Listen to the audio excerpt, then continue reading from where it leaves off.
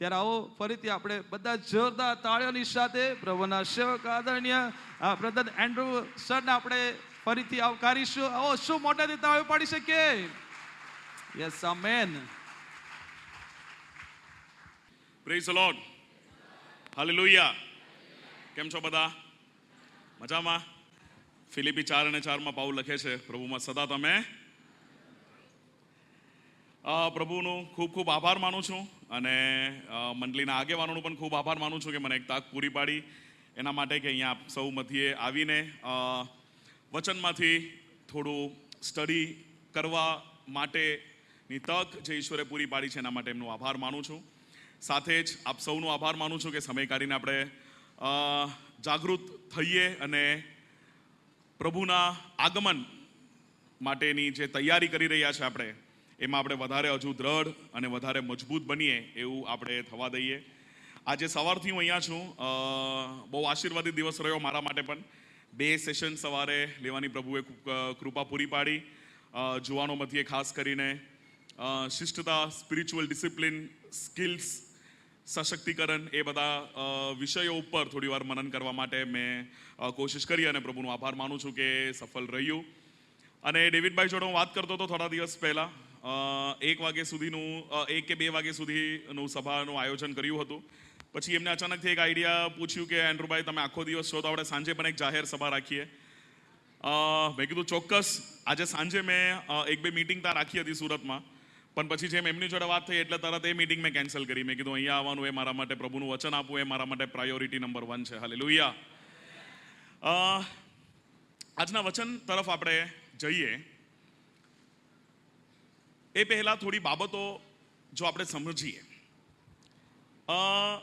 તમે બધા ન્યૂઝ સમાચાર જોતા હશો, જાણકાર હશો.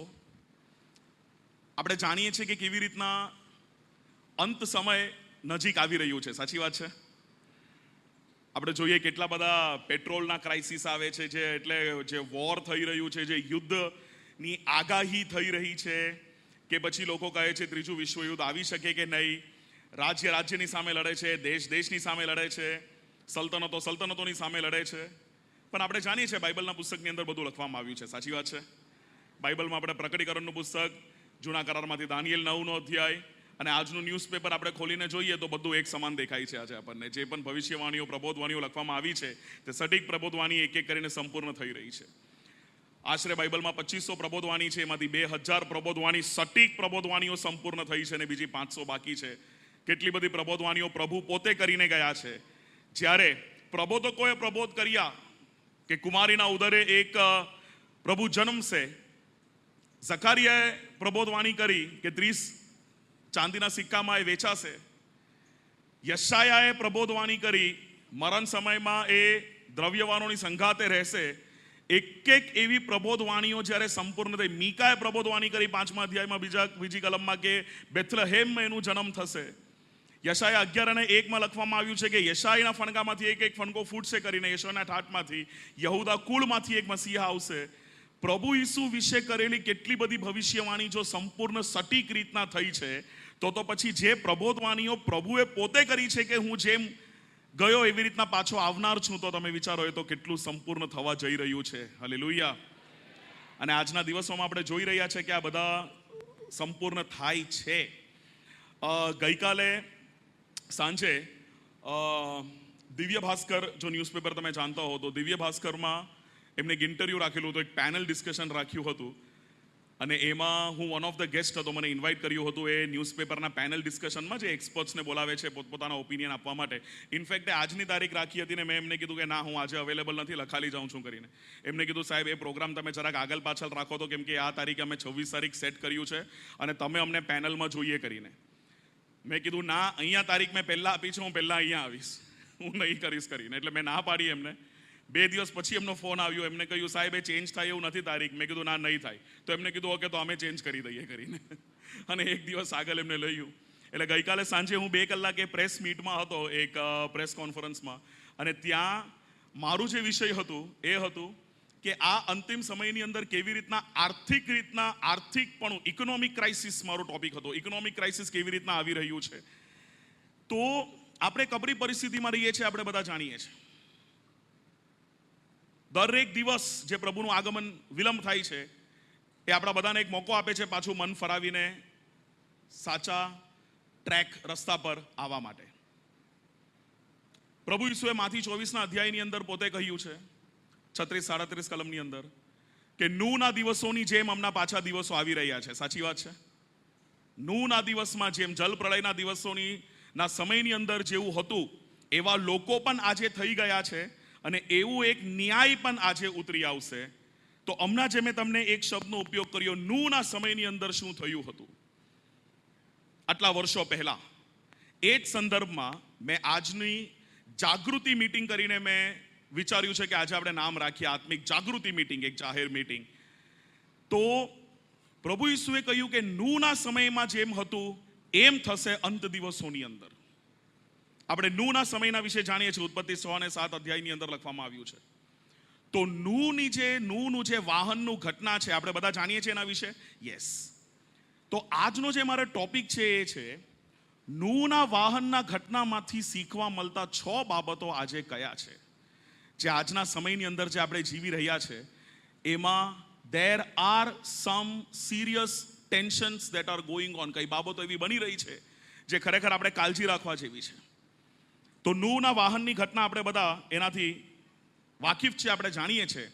એમાંથી 6 ગંભીર ને 6 બહુ ઇમ્પોર્ટન્ટ બાબતો આપણે આજે શીખવાની કોશિશ કરીશું અને એવી અપેક્ષા કરીએ કે આ જાહેર સભા પછી આપણા જીવનની અંદર પણ એક બદલાવ આવે અને જેમ પ્રભુ ઈચ્છે છે કે આપણે જીવન જીવીએ એવું આપણે જીવન જીવીએ. આજનું જે આજે સેશન છે એ શરૂ કરતા પહેલા આવો આપણે મસ્તકો નમાવીને પ્રભુની કૃપા માંગીએ. વાલા ઈશ્વર પિતા, સુંદર સમય માટે તમારો આભાર માનીએ છીએ. અમે જ્યારે આજે વચન તરફ જઈ રહ્યા છે પ્રભુ, અમારા હૃદયને અમે ખુલ્લા મૂકીએ છીએ. અમારી જોડે વાત અને વ્યવહાર કરો પ્રભુ. હા પ્રભુ, અમે જાણીએ છીએ કે અમે અંતિમ દિવસોની અંદર જીવી રહ્યા છે. અમારા માટે સમાચાર કરતાં વધારે મહત્વ અમારું બાઇબલ છે. ન્યૂઝ કરતાં વધારે મહત્વ અમારું બાઇબલ છે.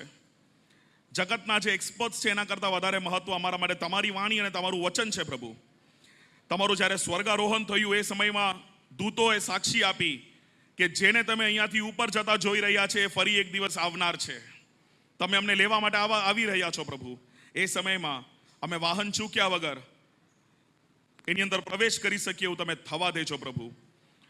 પવિત્ર આત્માની દોરવણી અહીંયા ઉપસ્થિત રહે એવી એક અમે વિનંતી કરીએ છીએ પ્રભુ, અને પવિત્ર આત્માની ઉપસ્થિતિ દ્વારા અમે આ વચનો સમજીએ અને શીખીએ એવું તમે થવા દેજો. અમારા હૃદયો અમે ખુલ્લા મૂકીએ છીએ તમારા વચન માટે. તમે અમારી જોડે વાત અને વ્યવહાર કરો પ્રભુ. અમારા હૃદયના સિંહાસનની ઉપર ફક્ત એક જ રાજા બિરાજમાન થઈ શકે છે અને આપ છો પ્રભુ. જો જગતની કોઈ ભૂંડાઈ કે મલિનતાને અમે અમારા સિંહાસનની ઉપર મૂક્યું હોય તો આજે અમે એને કાઢીને બહાર ફેંકીએ છીએ અને તમારા વચનને અમારા હૃદયની અંદર મૂકીએ છીએ પ્રભુ.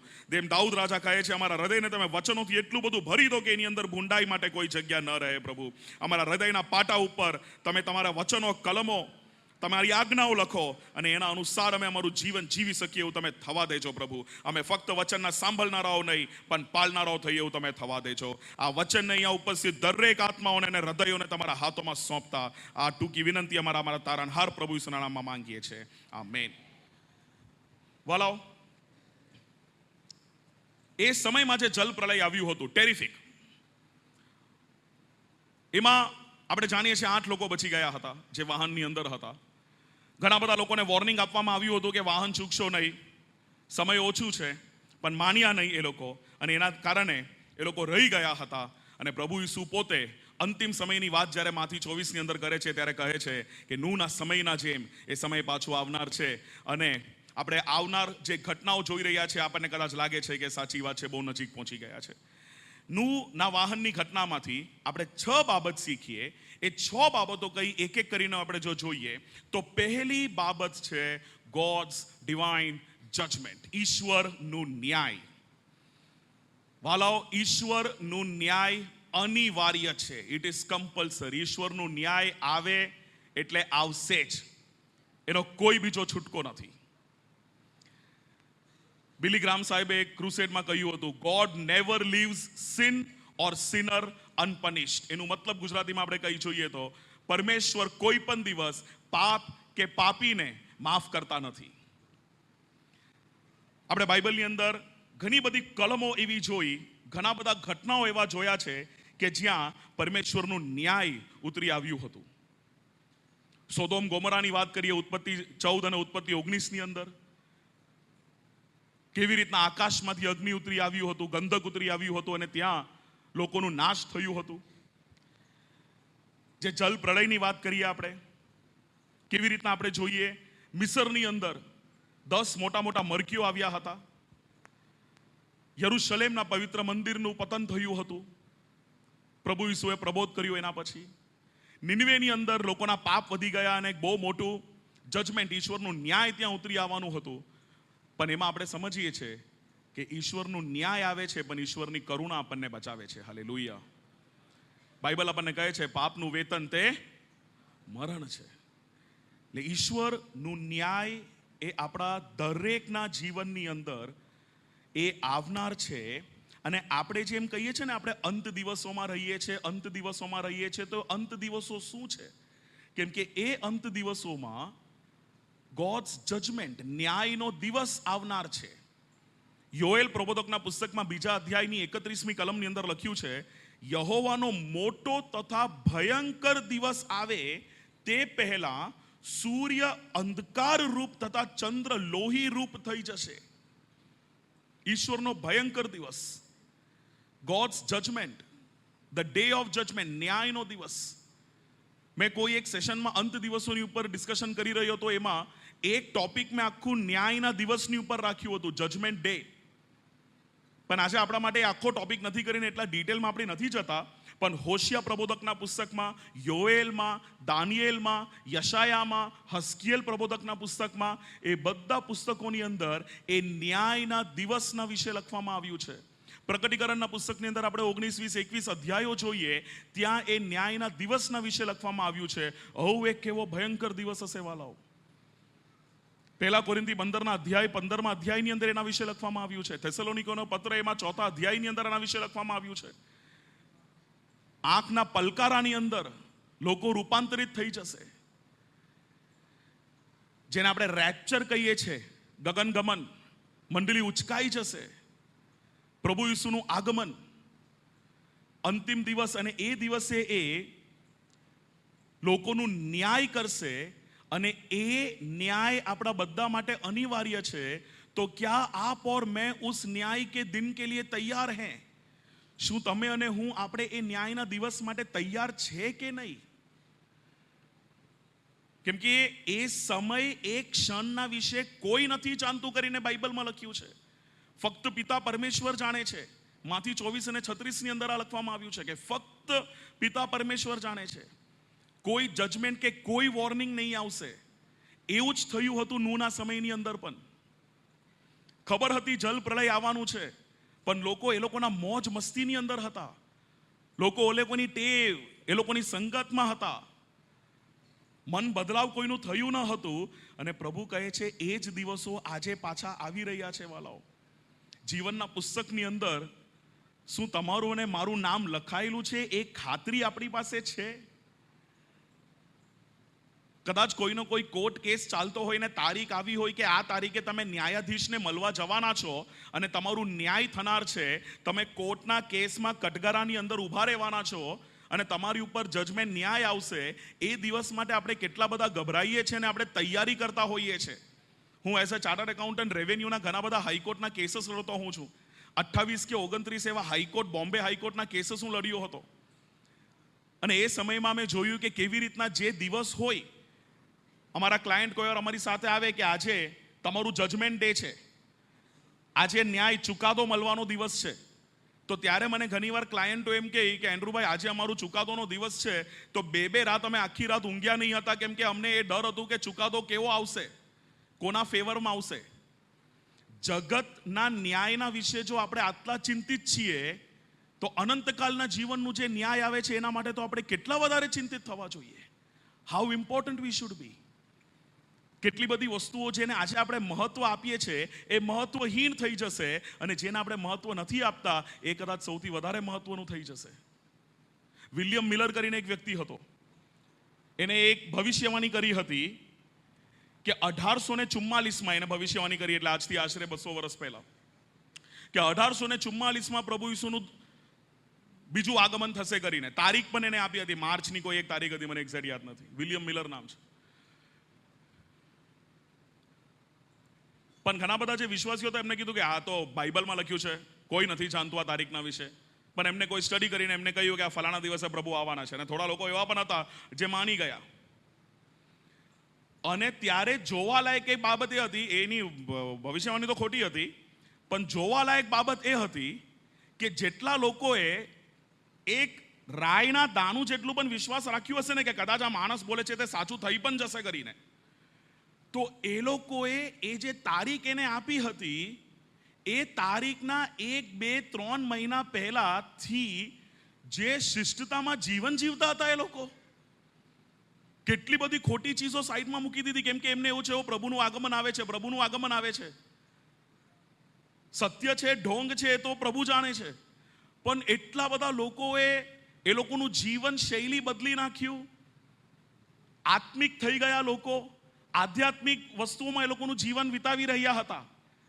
એ દિવસના પહેલા તો લોકો એટલા બધા ઉપવાસ સહિત પ્રાર્થના કરતા હતા અને એ લોકો એક પરફેક્ટ એક વિશ્વાસી વ્યક્તિ કેવી રીતના જીવન જીવવો જોઈએ એવી રીતના જીવતા હતા. એ તારીખ આવી, પ્રભુનું આગમન એ દિવસે ઓબ્વિયસલી નહીં થયું. એના પછી પાછા જૂના જીવનની અંદર ચાલ્યા ગયા. બોલો, એના પછી જૂના જીવનની અંદર ચાલ્યા ગયા. એટલે આ ઘટનામાંથી ઘણા બધા જે એક્સપર્ટ્સ છે એ લોકો એમ કહે કે આમાં અગત્યની બાબત એ નથી કે વિલિયમ મિલરે ભવિષ્યવાણી કરી હતી. એમની અગત્યની બાબત એ છે કે લોકો કેવી રીતના મન બદલાવીને જીવવા લાગ્યા. તો એ પ્રમાણે એક મોટો સવાલ છે, હું મારી જાતને પણ પૂછું છું અને આપણે બધા આપણને પૂછીએ કે શું આપણે એ ઈશ્વરના ન્યાયના દિવસ માટે આપણે તૈયાર થઈએ છે કે નહીં? કેમ કે it will be instant. With the બાઇબલમાં લખ્યું છે કોરિન્થીના પુસ્તકમાં, ટ્વિંકલિંગ ઓફ એન આઈ, પલક ઝબકારાની અંદર એ થશે. એટલે વાલાઓ, આપણે ચોક્કસ એ રીતને એ વસ્તુ ધ્યાન રાખીએ કે આ ઈશ્વરના ન્યાયના દિવસ માટે આપણે તૈયાર થઈએ. કેમ કે ઈશ્વરના ન્યાયનો દિવસ એ અનિવાર્ય છે, એ આવવાનું છે. કેમ કે બાઇબલની અંદર લખ્યું છે ગીત શાસ્ત્ર 11:7 અંદર, કેમ કે યહોવા ન્યાય છે, તે ન્યાયપણાને ચાહે છે, જે પવિત્ર છે તે તેમનું મોં જોશે. હાલેલુયા. આ કલમ ચોક્કસ આપણે યાદ રાખીએ. કેમ કે યહોવા ન્યાયી છે, એ પાપ કે પાપીઓને કોઈ દિવસ સહન કરશે નહીં. એ ન્યાયી પરમેશ્વર છે. આપણે કરુણાના સમયની અંદર, ગ્રેસ ડેઝની અંદર આપણે જીવી રહ્યા છે. બહુ સહેલાઈથી નહીં લઈ લઈએ વાલાઓ. આજે કદાચ આપણે તારણને બહુ સહેલાઈથી લઈ લઈએ છે. આજે કદાચ આપણે કરુણાના દિવસને બહુ સહેલાઈથી લઈ લઈએ છે. મને એક વ્યક્તિએ સવાલ પૂછ્યું હતું, કેમ પ્રભુ ઈસુનું આગમન હજુ વિલંબિત થાય છે, કેમ હજુ ડિલે થાય છે?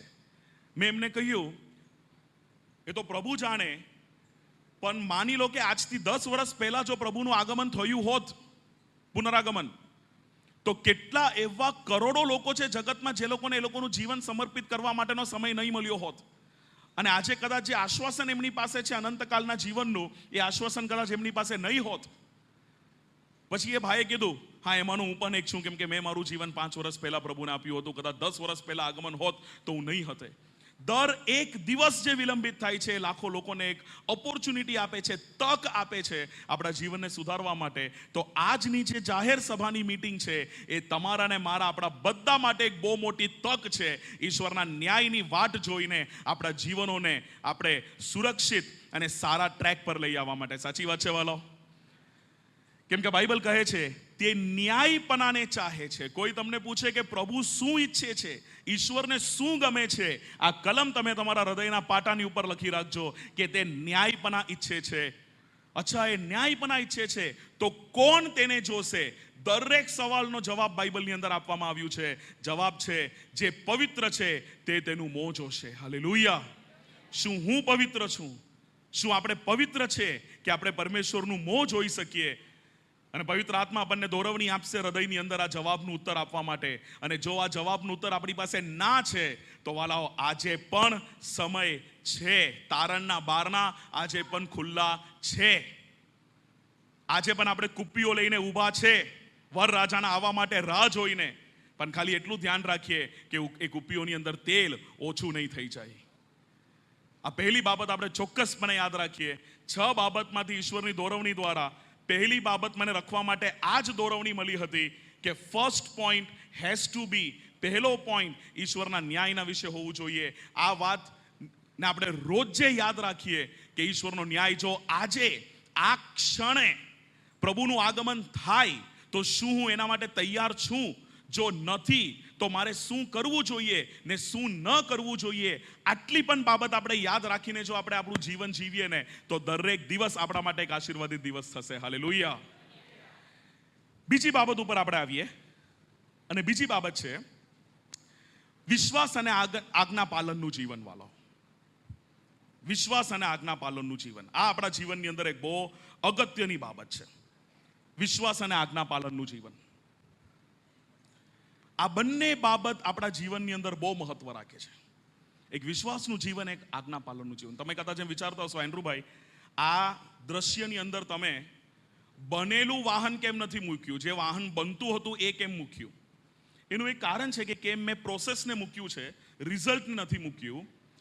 કેમ કે નું પાસેથી એક વસ્તુ હું જે મારા જીવનમાં શીખું છું ને એ છે વિશ્વાસ અને આજ્ઞા પાલનનું જીવન. પરમેશ્વરે નૂહને કહ્યું તું એક વાહન બનાવ, પરંતુ જે જગ્યા પર એ વાહન બનાવતો હતો દૂર દૂર સુધી કોઈ નદી કે કોઈ સમુદ્ર નહીં હતું. વાલાઓ, એ જ્યારે નૂહ વાહન બનાવતો હતો, તમે વિચારી જુઓ કેટલા બધા લોકોએ આવીને મસ્કરી કરી હશે, મજાક ઉડાવ્યું હશે. કેટલા બધા લોકોએ નૂહને કહ્યું હશે તારામાં અક્કલ છે નૂહ? તું કોરા જમીનમાં વાહન બનાવે છે, એને તું પાણીમાં કેવી રીતના લઈ જશે? કે શું તારા માટે પાણી અહીંયા આવવાનું છે? તમે વિચારી જુઓ ને, જેટલા વર્ષો નૂહને લાગ્યા વાહન બનાવવા માટે, કેટલા લોકોનું ઇન્સલ્ટ એને સાંભળ્યું હશે, કેટલા લોકોના તિરસ્કાર એને સાંભળ્યા હશે, કેટલા લોકો આવીને એ લોકોની એક્સપર્ટ એડવાઇસ એ લોકોને આપી હશે કે નૂહ અહીંયા વાહન નહીં બનાવવાનું, અહીંયા કેવી રીતના, તો તારું સમયની બરબાદી છે, આટલું મોટું વાહન તું બનાવે છે, પાણી કેવી રીતના અહીંયા આવવાનું છે? હસી મજાક ઉડાવતા હતા લોકો. એટલે જ્યારે આપણે આજ્ઞા પાલન કરીએ તો ઘણીવાર જગત આપણી ઉપર હસે છે. સાચી વાત છે? જગત શું વિચારે છે આપણા માટે જરૂરી નથી. કેમ કે પાઉલ કહે છે ગલાતીના પત્ર 1 અને 10 ની અંદર, તો હમણાં હું માણસોની કૃપા મેળવવાની યત્ન કરું છું કે ઈશ્વરની કૃપા મેળવવાની યત્ન કરું છું? આપણે કોને રાજી કરી રહ્યા છે? આજે કેટલા બધા લોકો કદાચ આપણામાં એવા છે કે જે મનુષ્યને રાજી કરવા પાછળ લાગી રહ્યા છે. સાચી વાત છે? આ મારા બોસ છે, હું એને રાજી કરું છું. આ કોઈ એક બહુ ઊંચા પદવીનો માણસ છે, હું એને રાજી કરી રહ્યો છું, હું એને સારું લગાડી રહ્યો છું. We are pleasing men than pleasing God. એટલે અહીંયા બહુ સ્પષ્ટ મને ગલાતીના મંડળીને પાઉલ પૂછે છે કે કોની કૃપા મેળવવાનું યત્ન કરો છો? માણસની કૃપા મેળવવાનું યત્ન કરો છો કે ઈશ્વરની કૃપા? અથવા શું હું માણસોને રાજી કરવા ચાહું છું? કેટલો સટીક સવાલ પૂછ્યો જુઓ પાઉલે 2000 વર્ષ પહેલા. શું માણસોને રાજી કરવા માટે હું ચાહું છું? જો હજી સુધી હું માણસોને રાજી કરતો હોઉં તો હું ખ્રિસ્તનો સેવક નથી. ખ્રિસ્તનો સેવક એ નથી જે માણસોને રાજી કરે છે. ખ્રિસ્તનો સેવક એ છે જે ઈશ્વરને રાજી કરે છે. હાલેલુયા. કદાચ આપણે કોઈ આજ્ઞાઓનું પાલન કરતા હોઈએ અને જગત આપણને મૂર્ખા સમજે તો મૂર્ખાઈ સહી, કેમ કે એને પ્રસન્ન કરવા માટે હું નથી બેઠો. આ વચન નૂહના સમયના પછી લખવામાં આવ્યું છે, પણ નૂહના મગજમાં પણ આ જ વચન હશે વર્ષો પહેલા, કે લોકો આવીને મસ્કરી કરે છે, મજાક ઉડાવે છે કે નૂહ કોરા જમીન પર કોણ વાહન બનાવે. કદાચ આજના સમયમાં લોકોએ એટલું બધું કહીને કદાચ એ કામ એનું બંધ કરાવી દીધું હોત.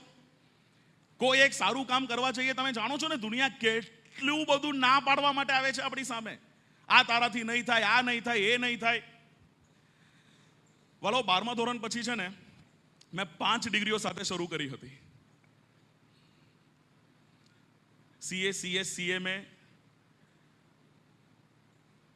BCom અને JCHNB 5 ડિગ્રી મેં સાથે શરૂ કરી હતી ભણવા માટે. પ્રાર્થના સહિત મેં ડિસિઝન લીધું હતું. 10 માણસોને મળું, 10 માણસો મને આવીને કહે આ 5 ડિગ્રી સાથે નહીં થાય, કેમ કે એમાં તું CA, CS અને CMA કરે છે. એ ઇન્ડિયાના ટફેસ્ટ 5 ડિગ્રીઓમાં આ 3 ડિગ્રીઓ છે. અરે કેટલું બધું કહીને જાય ને, હું ખરેખર આજે વિચારી જોઉં કે 1-2 વાર તો મનમાં વિચાર આવી ગયું, ખબર લોકો એટલું બધું કહે તો કદાચ યાર આ તો આવું બધું કહે છે તો ખરેખર મારાથી જો નહીં થાય તો. પણ આ છે ને, આ બહુ આપણે ઘણીવાર સાંભળીએ ને તો આપણને ડિસઅપોઇન્ટિંગ લાગે, નકારાત્મક લાગે. છેલ્લે મારું એક જ આશ્રય હતું, પ્રાર્થનામાં રહ્યો. પ્રભુ આ એક ડિસિઝન લીધું છે, અને એટલું એક શાંતિ મળીને મારા હૃદયની અંદર કે તું યુદ્ધ કર, વાંધો નહીં. નીતિ વચન 20 અને 30 મારી સામે કલમ આવી. વિજય એ તો ઈશ્વર દ્વારા આવશે. હાલેલુયા.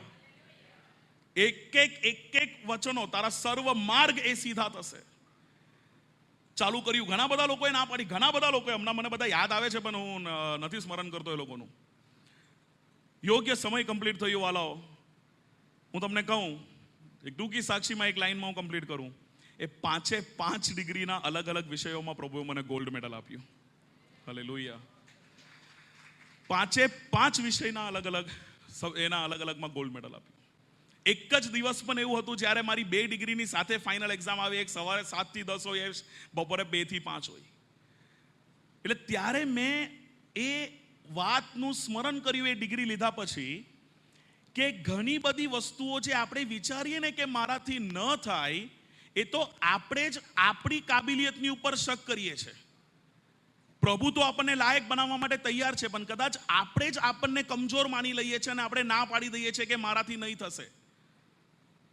મનુષ્યનું જે સ્ટ્રક્ચર છે બનાવવામાં આવ્યું છે, એ ન થઈ શકે એના માટે નથી, આપણાથી થઈ શકે એના માટે છે. વાલો, થઈ શકે છે એના માટે છે.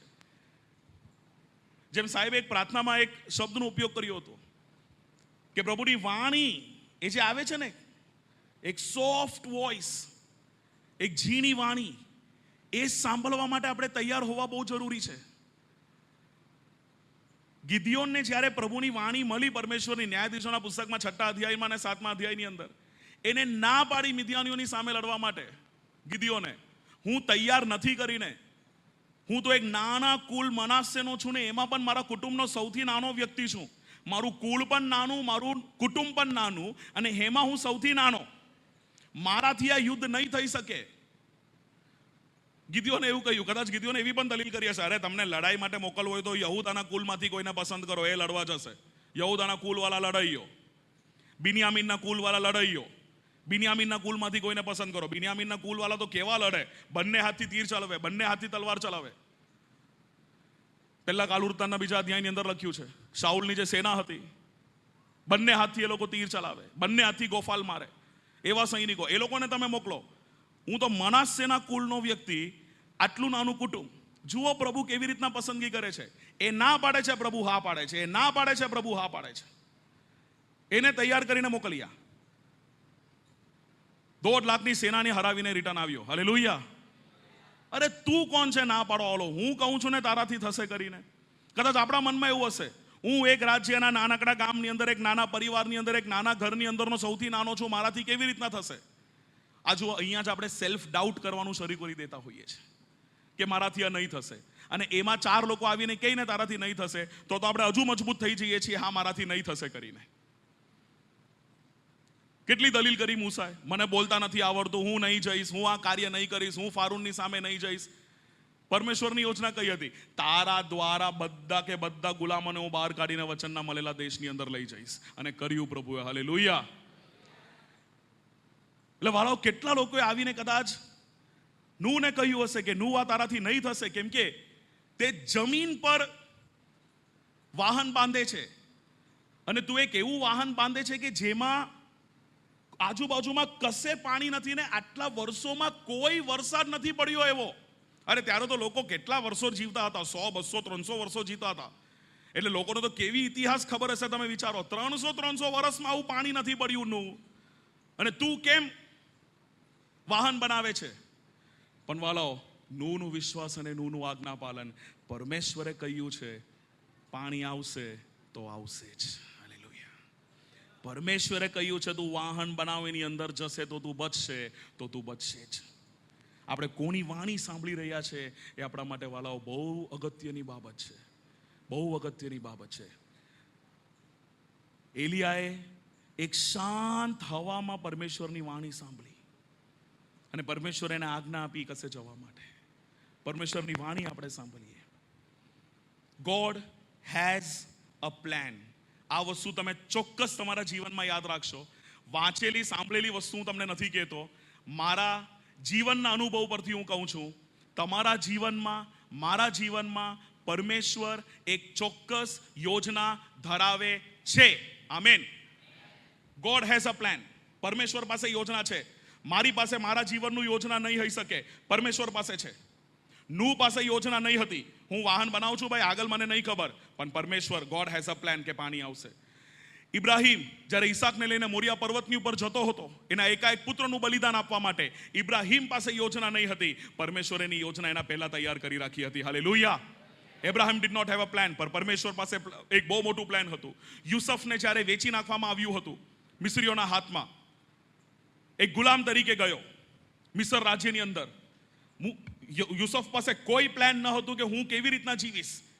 એને ન કરેલા એક પાપના માટે, ન કરેલી એક બાબતના માટે 12 વર્ષ એ જેલની અંદર રહ્યો.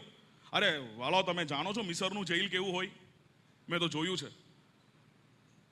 હવે આપણે જેલ વિચારીએ એટલે આપણો જેલ કેવું હોય? આ આપણે પેલા લોખંડના સલિયા હોય ને પેલી બાજુ કેદી હોય ને આ બાજુ આપણે મળવા જઈએ એટલે જેલ આવા હોય. મિસરમાં, ઇજિપ્તમાં જેલ એવા નહીં હોય. જેલ નીચે હોય, જમીનની નીચે હોય અને ઉપર સલિયા હોય.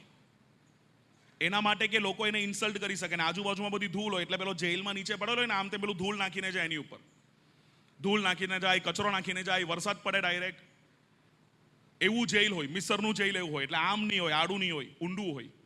12 વર્ષ એ ત્યાં હતો. એની પાસે જીવનમાં એનું પ્લાન નહીં હતું. પરમેશ્વર પાસે પ્લાન હતું કે તને હું આખા મિસરનો પ્રધાનમંત્રી બનાવીશ. હાલેલુયા. આખી મિસરની સેના તારાકાર, આખી મિસરનું જે રાજ્ય છે એ તારાકારને બચશે. યુસફ પાસે પ્લાન નહીં હતું, પરમેશ્વર પાસે પ્લાન હતું. એસ્તર જ્યારે એક નાની દીકરી હતી ત્યારે મહેલની આજુબાજુમાં કદાચ એ રમી રહી હોત. મહેલના તો દરવાજા દૂરની વાત છે, અંદર જવા માટે કદાચ અડવા માટે પણ એને મોકો નહીં મળ્યો હોત. એક નાની દીકરી કદાચ મહેલની પાસે રમે છે, એની પાસે કદાચ કોઈ પ્લાન ન હતું. પરમેશ્વર પાસે પ્લાન હતું. એસ્તર, આ મહેલની હું તને રાણી બનાવવાનો છું. હાલેલુયા. અને એના દ્વારા યહૂદીઓને મારી નાખવાનું જે ફરમાન આવવામાં આવ્યું હતું એ ફરમાન નાશ થયું. એ એક રાણીના કારણે, એસ્તર રાણીના કારણે. નેહેમિયાનું નામ તમે જો સાંભળ્યું હશે જૂના કરારમાં. નેહેમિયા કોણ હતો કરીને બાઇબલ લખે છે નેહેમિયાના પહેલા અધ્યાયની અંદર. એ એક પાત્રવાહક હતો. હિન્દી બાઇબલમાં લખ્યું છે વો એક પિયાઉ થા. ઇંગ્લિશ બાઇબલમાં છે he was a cup bearer. ગુજરાતીમાં છે પાત્રવાહક. પાત્રવાહક એટલે શું? રાજા સિંહાસન પર બેસેલો છે, રાજાને અચાનકથી કંઈ પીવાનું મન થયું, શરબત કાં તો કંઈ પણ વસ્તુ એને પીવાનું, સેવન કરવાનું મન થયું, એ પાત્રવાહકને કહેશે, પેલો જાય એને ગ્લાસમાં રેડે. અહીંયા પાત્રવાહકની નિશાની કેવી, જોઈને કેવી રીતના ખબર પડે પાત્રવાહક છે? અહીંયા ટુવાલ નાખેલું હોય ખભા ઉપર, અને કપને સાફ કરે, જઈને રાજાને આપે અને રાજાની બાજુમાં ઊભો રહી, અને રાજા એ પી લે એટલે એને આપે, એટલે કપ સાફ કરીને પાછો જઈને ત્યાં મૂકી દે. આખો દિવસ બસ રાજાને જોઈને એને ઊભા રહેવાનું. જ્યારે પણ રાજાને કંઈ પીવાનું મન થયું એટલે પાત્રવાહકને કહી. વાલો, તમે વિચારી જુઓ, નેહેમિયાને કદાચ એવું લાગ્યું હશે મારા જેવું ગયું ગુજરેલું જીવન કદાચ કોઈનું જ નહીં હશે. મારું કામ શું છે? હું શું કરવા જગતમાં આવ્યો છું? ખાલી આ રાજાને પીવડાવવા માટે પાણી ને શરબત? આખું જીવન મારું આ કામ છે? Nehemiah did not have a plan. Nehemiah પાસે જીવનમાં યોજના ન હતી. પરમેશ્વર પાસે યોજના હતી. તારા દ્વારા યરૂશલેમની તૂટી ગયેલી દિવાલો પાછી બાંધીશ 52 દિવસની અંદર. હાલેલુયા. એના દ્વારા ને એના પ્લાનિંગ દ્વારા યરૂશલેમની તૂટી ગયેલી કોટ પાછી બાંધવામાં આવી હતી. વાલો, આવા તો અસંખ્ય ઉદાહરણો છે. એટલે હું તમને ફરી એકવાર ચોક્કસ કહું છું, આપણા પાસે આપણા જીવન માટે કદાચ યોજના નહીં હોઈ શકે, પણ પરમેશ્વર પાસે એક બહુ સુંદર યોજના તમારા અને મારા જીવન માટે છે. Do not give up. હાર માનશો નહીં, હૃદયને વ્યાકુલ કરશો નહીં. કરવું હોય તો 2 જ વસ્તુ કરજો, વિશ્વાસ અને આજ્ઞા પાલન. પરમેશ્વર એમના સમયની અંદર આપણો ઉપયોગ એમના કાર્યના માટે કરશે. અને એ ચોક્કસ વાત છે. પણ મારા સમયમાં નહીં, એમના સમયમાં પ્રભુએ કોઈને 8 વર્ષની ઉંમરમાં પણ રાજા બનાવ્યો છે, તો કોઈને 80 વર્ષના ઉંમરમાં પણ રાજા બનાવ્યો છે. એમના સમયની અંદર. અંગ્રેજીમાં એક બહુ સુંદર ગીત છે, તમે સાંભળ્યું તો, in his time God makes all things beautiful in his time. પ્રભુ તમારા સમયમાં તમે સર્વ વસ્તુ સુંદર બનાવો છો, મારા સમયમાં નહીં. પણ આપણે શું કરવાનું? નૂના જીવનમાંથી આપણે બીજી બાબત શીખીએ છીએ, નૂના વાહનની ઘટનામાંથી. વિશ્વાસ અને આજ્ઞા પાલન. દુનિયા મૂર્ખ કહે તો પણ એ વિશ્વાસ અને આજ્ઞા પાલન આપણી અંદર હોવું જોઈએ. આપણી અંદર હોવું જોઈએ. 6 બાબતમાંથી ત્રીજી બાબત આપણે જોઈએ. પરમેશ્વરની પસંદગી કેવી હોય છે વાલાઓ, તમે હંમેશા યાદ રાખશો. પરમેશ્વર અસાધારણ લોકોને પસંદ નથી કરતા, સાધારણ લોકોની પસંદગી કરે છે અને એને અસાધારણ કાર્ય એ લોકો પાસે કરાવે છે. હાલેલુયા. તમે હંમેશા ગોડ્સ પ્લાન જોજો. તમે પરમેશ્વર કોઈ પણ દિવસ કાબિલ લોકોને પસંદ નથી કરતા, જેને પસંદ કરે છે એને કાબિલ બનાવે છે. સાચી વાત છે. કદાચ આપણે વિચારીએ ને, મારામાં કોઈ લાયકાત નથી કે હું પરમેશ્વરના કાર્ય માટે ઉપયોગ થાઉં. વાલો, બાઇબલમાં જેટલા લોકોને પ્રભુએ પસંદ કર્યા છે ને, એ બધામાં કોઈ લાયકાત નહીં હતી. પસંદ કર્યા પછી એ લોકો લાયક બન્યા છે. બસ આપણે તૈયાર હોવું જરૂરી છે. દાનિયેલ અને યુસુફ, તમારામાં જેટલા પણ જુવાન લોકો છે, ખાસ કરીને આ 2 પાત્ર જીવનની અંદર હંમેશા યાદ રાખશો. વિદેશી જમીનની અંદર એ લોકોને લઈ જવામાં આવ્યા હતા 14-15 વર્ષની ઉંમરમાં, 2500 માઇલ દૂર. બંને અલગ અલગ એંગલમાં ગયા. યુસુફ એક બાજુ ગયો મિસર, દાનિયેલ બાબિલ. એ બંને પાપની રાજધાની કહેવાય, બાબિલ એટલે. પણ બંને એ પાપની રાજધાનીની અંદર પ્રધાનમંત્રીઓ બન્યા. પ્રભુ એ લોકોને ત્યાં સુધી લઈ ગયા. હાલેલુયા. અસાધારણ લોકોની પસંદગી કરે છે. દાઉદે પોતાની જાતને એક નાનો ચરવાહાની જેમ એને જોયું હશે, ઘેટા પાલકની જેમ જોયું હશે. પણ પરમેશ્વર જાણતા હતા આ નાનો ઘેટા પાલક એકવાર આખા ઇઝરાયલનો બીજો રાજા બનશે. હાલેલુયા. અને એના વંશમાંથી મારો એકાએક પુત્ર જન્મ લેશે. એટલે જ તો બારતીમાઈ બૂમ પાડે છે, આંધળો ભિખારી, દાઉદનો પુત્ર મારી પર કૃપા કરતો, ધ સન ઓફ ડેવિડ. આજે બપોરે હું ડેવિડભાઈ સાથે લંચમાં બેસેલો હતો ને, ત્યારે થોડી એક અમારી 5 મિનિટ એક ટોપિક ઉપર વાત થઈ, અને એ છે પ્રભુના શિષ્યો. તમે વિચારો વાલા, પ્રભુના શિષ્યમાંથી કોઈ પણ એવા નહીં હતા કે જે બહુ જ્ઞાનીઓ હતા. 2000 વર્ષ પૂર્વ પ્રભુ જ્યારે આ પૃથ્વી ઉપર એમને જન્મ લીધું, પ્રભુ ઈસુએ, કેટલા બધા જ્ઞાનીઓ હતા. ફરોશીઓ હતા, સદુકીઓ હતા, યાજકો હતા, મોટી મોટી ડિગ્રી લેવાવાળા લોકો હતા, નિકોદેમસ હતો. એટલા જાણકાર, અભ્યાસકાર, વિદ્યા પારંગત, એબ રહિત લોકો હતા. એમાંથી કોઈની પસંદગી ન કરી હતી. 12 સામાન્ય વ્યક્તિઓની પસંદગી કરી હતી પ્રભુએ. કેમ કે ઈશ્વર સાધારણ લોકોને પસંદ કરે છે અસાધારણ કાર્યો કરવા માટે. પિત્તરની પસંદગી કરી. માછીમાર હતો એ તો. થોમાની પસંદગી કરી. એ તો તંબુ બનાવનાર હતો, ટેન્ટ મેકર હતો થોમા. માથીની પસંદગી કરી. એ તો દાણી હતો, લોકો પાસે કર વસૂલ કરતો હતો. પણ આ બધા લોકો તમે જુઓ, પિત્તર, એની ઉપર આખી 1લી સદીની મંડળી સ્થપાઈ. થોમા, ભારત દેશ આવ્યો. કોઈ દિવસ મોકો મળે ને, આપણે થોમાની ઉપર આપણે એકવાર બાઇબલ સ્ટડી કરીશું. યોહાનની સુવાર્તાનો 20મા અધ્યાયની ઉપર, કે કેવું પ્રભુએ થોમાનો ઉપયોગ કર્યો. એ ભારત આવ્યો અને કેવી રીતના એને કેવા મોટા મોટા ચમત્કારો થયા એના દ્વારા, થોમા દ્વારા. એક સાધારણ વ્યક્તિ, પ્રભુ એના દ્વારા અસાધારણ કાર્યો કર્યા. એક ચમત્કાર ખાલી હું કહેવા માંગીશ થોમાનું. એના આખરી ચમત્કારોમાંનું એક છે. થોમાના ચમત્કારો હું જો તમને કહું, જે ભારત દેશમાં થયા છે, એક્ટે થોમા કરીને એક પુસ્તક છે. એક્ટ્સ ઓફ થોમા એટલે થોમાના કૃત્યો. જેમ આપણે નહીં, આપણું 5મું પુસ્તક છે નવા કરારનું, પ્રેરિતોનો કૃત્યો. એવી રીતના તો એક ઉપર લખાય એવા પુસ્તકો છે. પિત્તરના કૃત્યો, થોમાના કૃત્યો, આંદ્રિયાના કૃત્યો, સિમોનના કૃત્યો. પણ યોહાન લખે છે ને, બાઇબલમાં તો બહુ ઓછું લખ્યું છે જે પ્રભુ અને જે શિષ્યોએ કર્યું એના વિશે.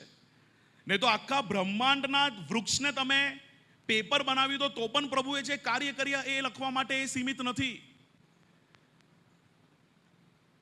થોમા જ્યારે દક્ષિણ ભારતની અંદર સેવા કરી રહ્યા હતા, બહુ બધા ચમત્કારો છે, એમાંથી હું તમને એક છેલ્લું ચમત્કારમાંથી એક કહું છું. એક બહુ મોટું વૃક્ષ હતું. એ વૃક્ષ એક નદીની પાર નીચે પડી ગયું. એક ઝરણો જેવો નદી હતો. એ વૃક્ષ એટલું મોટું કે એક બાજુથી પડ્યું ને તો આખું નદી કવર થઈ ગયું. અને એ જે નદી હતી વાલાઓ, એ વાહન વ્યવહાર માટેની સૌથી વધારે પડતી વપરાયેલી નદી હતી. ત્યાંથી જ બધા જહાજો જતા, નાના નાના બોટ. અને એ સમયમાં કેરેલામાં લોકો રસ્તા પરથી ઓછા પણ સમુદ્ર માર્ગથી વધારે જતા અને આવતા. હવે બધા ચોંકી ગયા કે આ વૃક્ષ પડી ગયું તો હવે વાહન અહીંથી ત્યાં જશે કેવી રીતના? કેટલી બધી લોકોએ હજામત કરી, ખેંચ્યા લોકોએ, હલ્યું પણ નહીં એ વૃક્ષ. અને છેલ્લે ના છૂટકે રાજાએ એક ફરમાન બહાર પાડ્યું, હાથીઓને બોલાવો કરીને. ઇતિહાસના પુસ્તકમાં મેં વાંચ્યું, આની ગવાહી ત્યાં ઇતિહાસના પુસ્તકોમાં લખવામાં આવી છે. 12 હાથીઓને બોલાવ્યા અને એની સાથે દોરડા બાંધીને એ હાથીને એક સાથે ચલાવ્યા. એ વૃક્ષ હલ્યું નહીં, ત્યાં ને ત્યાં જ હતું. અને બધા ટેન્શનમાં કે હવે આ બધું બંધ થઈ જશે, હવે શું કરીશું આપણે, આ વૃક્ષને હટાવીએ કેવી રીતના? ઇમ્પોસિબલ હતું. પણ પરમેશ્વર સાધારણ લોકોની પસંદગી કરે છે અસાધારણ કાર્ય કરવા માટે. આ વાત થોમા સુધી પહોંચી. થોમા આવ્યો. થોમાએ કહ્યું રાજાને, હું આ વૃક્ષ હટાવીશ, પણ મારી એક શરત છે. રાજાએ પૂછ્યું, શું શરત છે તારી? મારી શરત ખાલી એ છે કે આ વૃક્ષને હટાવ્યા પછી આ વૃક્ષમાં જેટલું પણ લાકડું છે એ લાકડાથી હું ચર્ચ બનાવીશ. હાલેલુયા. રાજાએ કહ્યું ઓકે ડન. એના કમરમાં છે ને એક કાલા કલરનો એક દોરી બાંધતો હતો, એ પાટો, ખબર પેલા રેવરન્ડ સાહેબો પેલું છે એક દોરી બાંધે છે, એવું એક દોરી પટ્ટો બાંધતો હતો. એ પટ્ટો એને ખોલ્યો એના કમરમાંથી. એનો એક છેડો એ વૃક્ષ સાથે બાંધ્યું, બીજો છેડો એના હાથમાં હતો. આ નાનું પાંદડું ખસેડું છું ને એવી રીતના એને દોરી ખેંચી અને આખું વૃક્ષ સાઈડમાં આવી ગયું. હાલેલુયા. એ આખું વૃક્ષ સાઈડમાં આવ્યું. એ લાકડું જે એ વૃક્ષ પરથી આવ્યું ને એ 7 ચર્ચ બાંધવા માટે વપરાયું. હાલેલુયા. અને એ ચર્ચની સાબિતી આજે પણ દક્ષિણમાં છે. જો તમે જાઓ તો તમે જોજો. મેં મારા નજરેથી જોયું છે. આવો તો કેટલા ચમત્કારો, કેટલા શિષ્યોના. તો મેં તમને એક શિષ્યના એક ચમત્કાર કીધું સમયના અભાવના કારણે. એક સાધારણ વ્યક્તિ, એને પ્રભુએ ઉપયોગ કર્યો અસાધારણ કાર્ય કરવા માટે. નું એક સાધારણ વ્યક્તિ હતો. નું શું બહુ મોટો આર્કિટેક્ટ હતો, એન્જિનિયર હતો વાહન બનાવવા માટે? ના. કેટલા લોકોએ ટાઇટેનિક વાહનનું નામ સાંભળ્યું છે અહીંયા? ટાઇટેનિક જગતનું એક બહુ મોટું વિશાળ જહાજ, એને ટાઇટેનિક કહેવાય. મેં એકવાર એમ જ બેઠા બેઠા ટાઇટેનિક અને નૂના વાહન બંને વચ્ચે તુલના કરતો હતો અને આ બનાવી કે ટાઇટેનિક 175 ફીટ લાંબુ, નૂનું વાહન 45 ફીટ ઊંચું લાંબુ, 882 ફીટ લાંબુ એ ટાઇટેનિક, આ 450. અને મેઇન તો કન્સ્ટ્રક્શન કેવી રીતના બનાવવામાં આવ્યું. નૂનું વાહન આપણે જાણીએ છીએ લાકડાથી બનાવવામાં આવ્યું હતું, ગોફર લાકડો. ટાઇટેનિક તો સ્ટીલથી બનાવવામાં આવ્યું હતું, લોખંડ અને સ્ટીલ. એટલે માનવી દ્રષ્ટિથી આપણે જોઈએ ને તો આ બંને વચ્ચે કોઈ ટક્કર નહીં. એક બાજુ નૂનું વાહન, એક બાજુ ટાઇટેનિકનો જહાજ. માનવી દ્રષ્ટિથી કોઈ ટક્કર નહીં. કોઈ પણ એમ જ કહે કે આ મજબૂત છે, પેલું મજબૂત નથી. સાહેબ, મજબૂતી વાહનમાં નથી, મજબૂતી દેવની ઉપસ્થિતિમાં છે. આ ટાઇટેનિક જેને બનાવ્યું ને એને એટલો મોટો અહંકારી સ્ટેટમેન્ટ આપ્યું હતું. ટાઇટેનિક જ્યારે બન્યું ત્યારે એને પૂછવામાં આવ્યું હતું કે સાહેબ ટાઇટેનિક કેટલું મજબૂત? યુરોપ અને એશિયા વચ્ચે સફર કરવા માટે ટાઇટેનિક બનાવવામાં આવ્યું હતું. ટાઇટેનિકનું જીવન, એટલે એમને કહ્યું હતું આશરે એમનું જીવન, જહાજનું જીવન વર્ષોમાં નહીં ગણાય, ટ્રીપમાં ગણાય કે કેટલા ટ્રીપ મારી શકે. તો ટાઇટેનિકનું જીવન 1000 ટ્રીપનું હતું. એટલે 1000 વાર અમેરિકા જશે, 1000 વાર પાછું આવે, એટલે 2000 જઈ શકે એટલું એની લાઈફ હતી. એટલું મજબૂત વાહન બનાવવામાં આવ્યું હતું. અને એને જેને બનાવ્યું ને એ એન્જિનિયરને બોલાવ્યા અને એને કહ્યું, ટાઇટાનિક કેટલું મજબૂત છે તમે કહી શકશો? એને એક સ્ટેટમેન્ટ કહ્યું. હું ખરેખર માનું આ સ્ટેટમેન્ટ એ માણસે નહીં બોલવું જોઈતું હતું. અને એ બોલ્યો, તમે ટાઇટાનિકના મજબૂતીની વાત કરો છો, ટાઇટાનિકને ડૂબાડવું હોય ને તો ઈશ્વરે નીચે ઉતરવું પડે. આવો એક સ્ટેટમેન્ટ એને કહ્યું, આવું અહંકારી સ્ટેટમેન્ટ એને કહ્યું. 1000 ટ્રીપ મારવા વાળી ટાઇટાનિક પહેલી ટ્રીપની અંદર એ તૂટીને એટલાન્ટિક મહાસાગરની અંદર એ ડૂબી ગયું. અને દેવને ઉતરવાની કઈ જરૂર નહીં હતી. એક બરફના ટુકડા સાથે અથડાયું ને ચૂર ચૂર થઈ ગયું, કેમ કે એમાં દેવની ઉપસ્થિતિ નહીં હતી. વાલાઓ, હાલેલુયા. અને એ જ નૂહનું વાહન 17,000 ફીટની ઉપર હાઈટમાં અરારત પર્વતની ઉપર એ આટલા દિવસનું જલ પ્રલય સહન કર્યા પછી પણ એ અડગ ત્યાં ઊભું રહ્યું, કેમ કે આની અંદર દેવની ઉપસ્થિતિ હતી. વાલાઓ, આની અંદર દેવની ઉપસ્થિતિ હતી. આ એક એક્સપર્ટે બનાવ્યું એવું જહાજ, અને આ એક સાધારણ વ્યક્તિએ બનાવ્યું એવું જહાજ. તમે માનો બંનેમાં અંતર શું હતું? બંનેમાં અંતર આજ્ઞા પાલનનું અંતર હતું. નૂહે દેવને સાક્ષી રાખીને એનું વાહન બનાવ્યું. આજના દિવસમાં આપણી પાસે શીખવા લાયક આ ત્રીજી બાબત હતી કે જો આપણે અસાધારણ છે, પણ પ્રભુ આપણું જ્યારે ઉપયોગ કરે છે ને, ત્યારે જો આપણે સાધારણ છે, પ્રભુ આપણું ઉપયોગ કરે. અસાધારણ એક્સપર્ટ લોકો જે કામ નહીં કરી શકે એનાથી મોટા કામ તમારા ને મારા પાસે પ્રભુ કરાવશે. હાલેલુયા.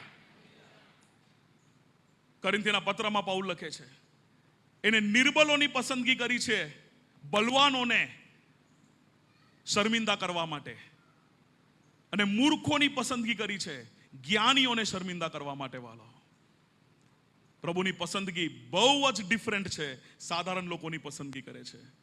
6 બાબતમાંથી ચોથા બાબત પર આપણે આવીએ, અને એ એક વસ્તુ આપણા માટે અગત્યની બાબત છે, અને એ છે ઈશ્વરનું વચન હંમેશા સંપૂર્ણ થાય છે.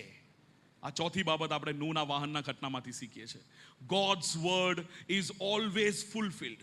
ઈશ્વરનું વચન હંમેશા સંપૂર્ણ થાય છે. પરમેશ્વરે કહ્યું જલ પ્રલય આવશે તો જલ પ્રલય આવશે જ, અને આવ્યું જ. લોકોએ ભલે મસ્કરી કરી, લોકો ભલે માન્યા નહીં, પણ પરમેશ્વરે કહ્યું આવશે, આવશે જ. પ્રભુ ઈસુએ કહ્યું હું પાછો આવનાર છું, તો એ આવશે તો આવશે જ. એટલે પ્રભુ ઈસુએ માથી 24મો અધ્યાય, મેં માથી 24 વારંવાર આજે એના માટે ટાંકું છું કે આપણે, મેં તમને ઇન્ટ્રોડક્શનમાં કહ્યું, આપણે અંત સમયમાં જીવી રહ્યા છે, અને અંત સમયનો એક અધ્યાય એટલે માથી 24. અને ત્યાં પરમેશ્વરે કહ્યું છે, પ્રભુ ઈસુએ કહ્યું, નૂહના સમયની જેમ તમે ચેતીને રહેજો. વાલો, એની વાણી હંમેશા સંપૂર્ણ થશે એટલે સંપૂર્ણ થશે. બાઇબલની અંદર 2500 પ્રબોધવાણીઓ છે, ને મેં જેમાં તમને કીધું 2000 પ્રબોધવાણીઓ સંપૂર્ણ થઈ ગઈ છે. એક ઇમેજ હું તમને બતાવવાની કોશિશ કરીશ, પણ એ વાંચવા માટે થોડું અસંભવ રહેશે, કેમ કે બહુ ઝીણા અક્ષરો છે. આ બાઇબલની સંપૂર્ણ થયેલી પ્રબોધવાણીઓ.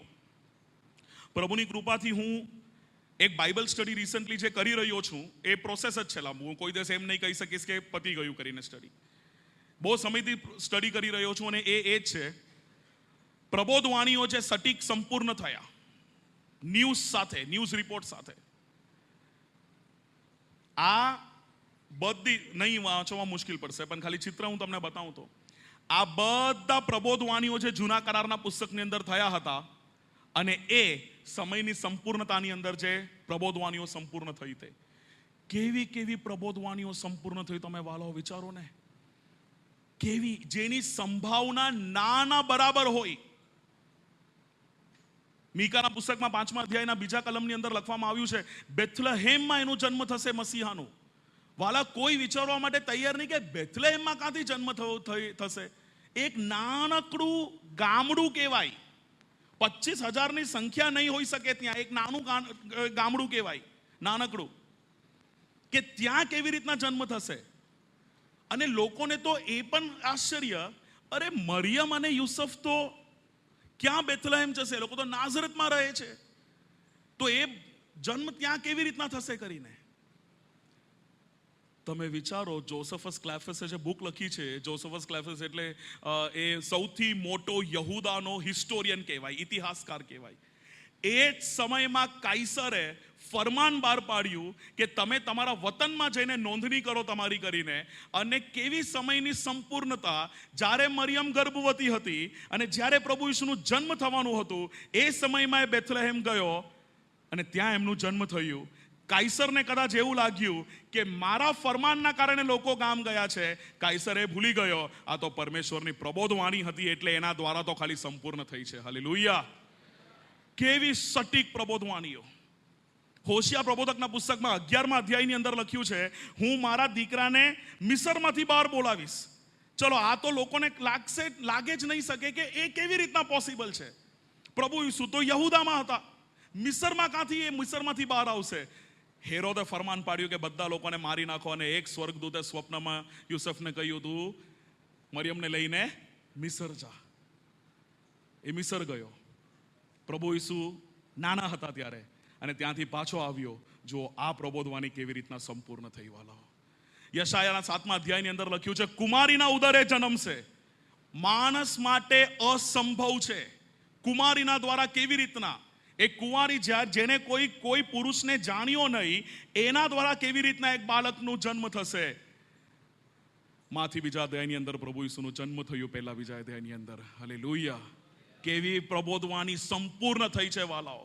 એ જ મારો આજનો ચોથો ટોપિક મેં એ જ કહ્યું છે, ઈશ્વરનું વચન હંમેશા સંપૂર્ણ થશે એટલે થશે જ.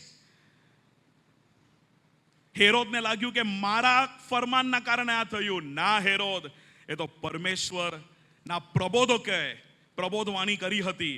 હોશિયાના પ્રબોધના કારણે પ્રભુ ઈસુ મિસર ગયા અને ત્યાંથી રિટર્ન આવ્યા. આ બાઇબલના પુસ્તકની અંદર પ્રભુ ઈસુની ઓનલી વન ઇન્ટરનેશનલ જર્ની કહેવાય તો એ આ હતી, જે મિસરમાં જઈને એ ત્યાંથી તે પાછા આવ્યા.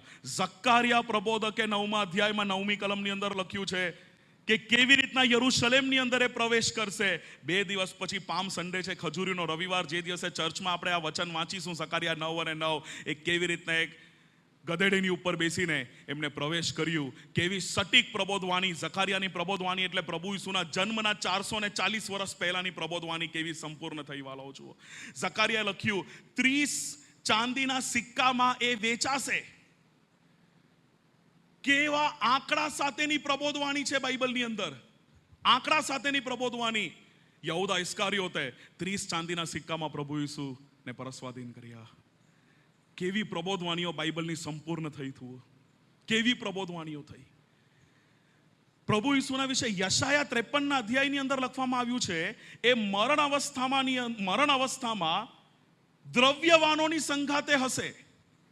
કોઈએ કલ્પના ન કરી જોયું હશે. આ પ્રબોધવાણી કેવી રીતના સંપૂર્ણ થશે? અરે, પ્રભુ ઈસુ તો એક સામાન્ય માણસ, ધનવાન વ્યક્તિ નહીં હતો. એની પાસે તો પોતાની કબર પણ ન હતી. એને તો દૂર કશે દાટી દેવામાં આવશે. પણ યશાયાએ કેવી રીતના લખ્યું 53 અધ્યાયની અંદર કે મરણના સમયમાં દ્રવ્યવાનોની સાથે હશે. વધસ્તંભને જુઓ, આજુબાજુમાં શિષ્ય છે, મરિયમ મગદલીન છે, યોહાન છે, કોઈ દ્રવ્યવાન નથી. સાહેબ, યશાયામાં તો લખ્યું છે કે મરણના સમયમાં દ્રવ્યવાનોની સંગાતે હશે. એનું મરણ થયું અને એ સમયમાં આખા યહૂદિયામાં સૌથી ધનવાન વ્યક્તિ અરિમથાઈનો યુસુફ આવ્યો અને એની કબર એને પ્રભુ ઈસુને આપી. હાલેલુયા. આ પ્રબોધવાણી કેવી સંપૂર્ણ થઈ જુઓ. એ મરણ અવસ્થામાં દ્રવ્યવાનની પાસે હતો. યુસુફ અરિમથાઈનો યુસુફ એટલે સૌથી ધનવાન માણસ, કેમ કે એની પાસે ગાર્ડન ટૂમ્બ હતું. ગાર્ડન ટૂમ્બ એટલે ખડક પરનું એની પાસે ગ્રેવયાર્ડ હતું, કબર હતી. ખડક ઉપરની કબર એટલે એ સમયમાં કહેવામાં આવે, આજના સમયમાં તમે જુઓ તો કોઈ વ્યક્તિ પાસે 10 રોલ્સ રોયસ નહીં હોય ને, એનથી મોટી વાત કહેવાય કે મારી પાસે તો ખડક પરનું કબર છે કરીને. અને એ કબર એને પ્રભુ ઈસુને આપી. એ દ્રવ્યવાનોની સંગાતે હતો. પ્રભુ ઈસુએ કહ્યું, હું 3જા દિવસે પાછો ઉઠીશ. એ 3જા દિવસે પાછા ઉઠ્યા. હું તમને એ જ કહેવા માંગુ છું વાલાઓ, એવી પ્રબોધવાણીઓ. ગીત શાસ્ત્ર 22 અને યશાયા 53 એ વાંચી જોજો કોઈ વાર. યશાયાનું પુસ્તક એટલે પ્રભુ ઈસુના જન્મના 700 વર્ષ પહેલા લખેલું પુસ્તક, અને એને વધસ્તંભના વિશે લખ્યું છે. વાલાઓ, એવું લાગે કે યશાયા વધસ્તંભના ડુંગરની નીચે ઊભા રહીને પ્રભુને જોઈને લખે છે. કે કેવો વિંધાયો ને કેવો કચડાયો, અને એને 700 વર્ષ પહેલા પ્રબોધવાની કરી છે પ્રભુ ઈસુના દ્વારા સંપૂર્ણ થઈ. પ્રભુ ઈસુનું જન્મ, એમના કાર્ય, એમનું મરણ, એમનું પુનરુત્થાન, એમનું સ્વર્ગારોહણ, આ બધાની પ્રબોધવાણીઓ હજારો વર્ષ પહેલાથી જે કહી હતી એ પ્રભુ ઈસુ દ્વારા સંપૂર્ણ થઈ. તો પ્રભુએ જે પ્રબોધવાણી કરી કે હું પાછો જલ્દી આવનાર છું, એ કેટલી સટીક સંપૂર્ણ થશે. હાલેલુયા. જ્યારે હોશિયાની પ્રબોધવાણી, મીકાની પ્રબોધવાણી પરમેશ્વરે સંપૂર્ણ કરાવી, તો એના એકાએક પુત્રની પ્રબોધવાણી તો તમે વિચારો કેવી સંપૂર્ણ કરાવશે, કેવી સંપૂર્ણ કરાવશે. શું તમે અને હું તૈયાર છીએ?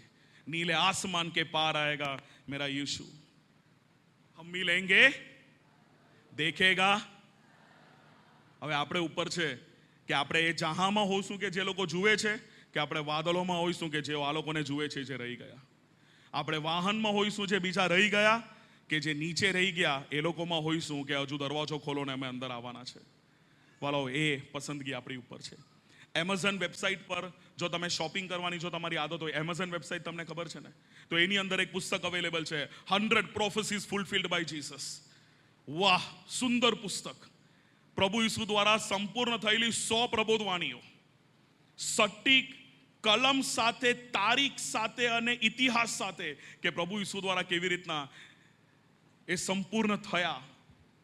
આ બુક અવેલેબલ છે એમેઝોનની અંદર. તમે એમાંથી તમે ચોક્કસપણે ખરીદીને તમે અભ્યાસ કરી શકો છો. 100 પ્રબોધવાણીઓ.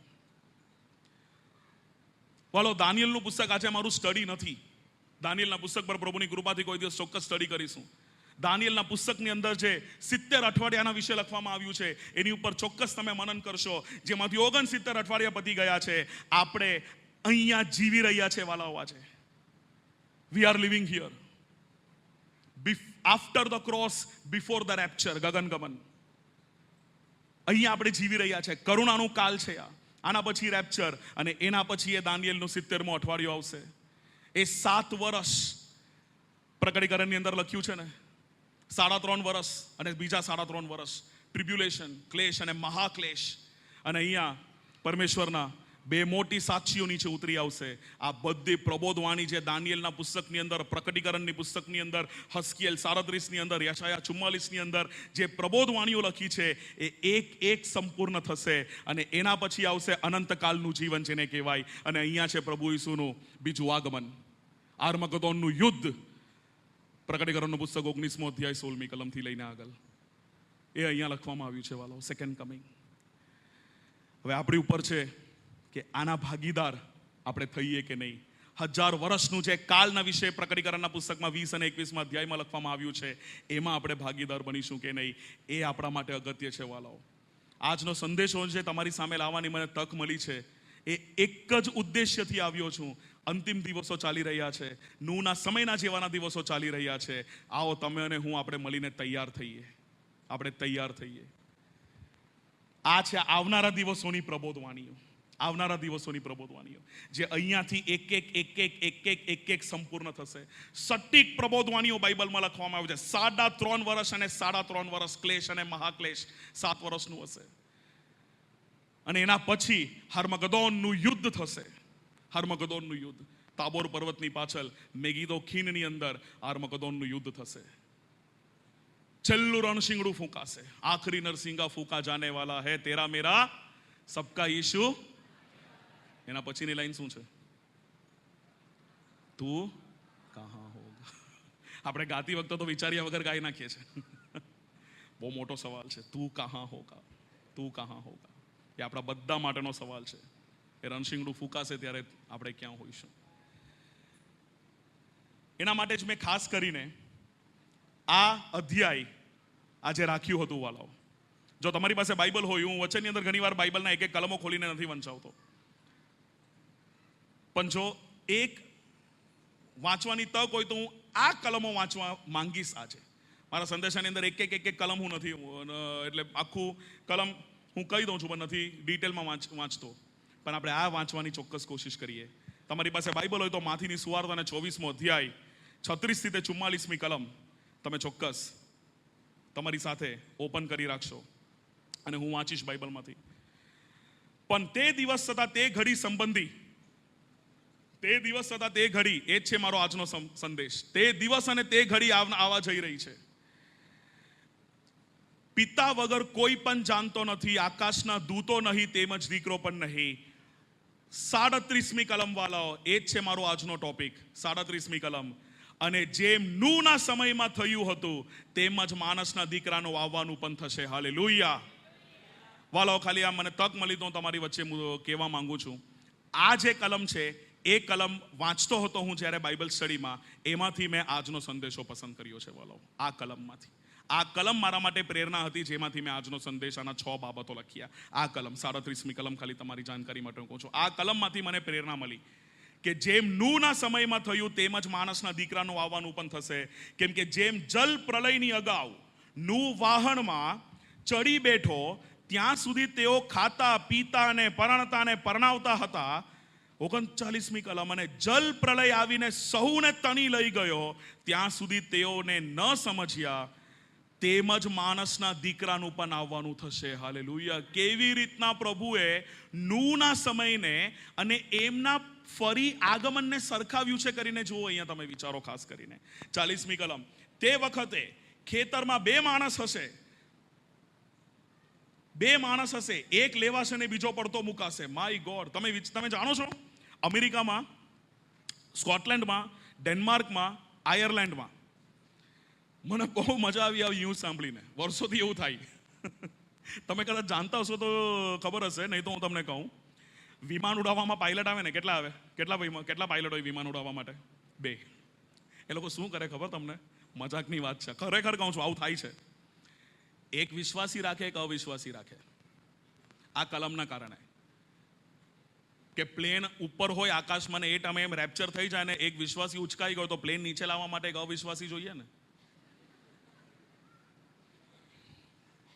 અરે ખરેખર કહું છું.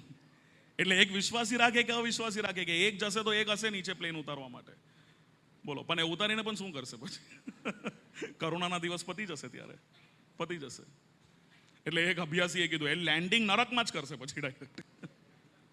આવું કરે છે એ લોકો. એક વિશ્વાસી રાખે કે અવિશ્વાસી રાખે. આ કલમના કારણે જે મેં કહ્યું ને, એક ઉચકાઈ જશે, એક રહી જશે.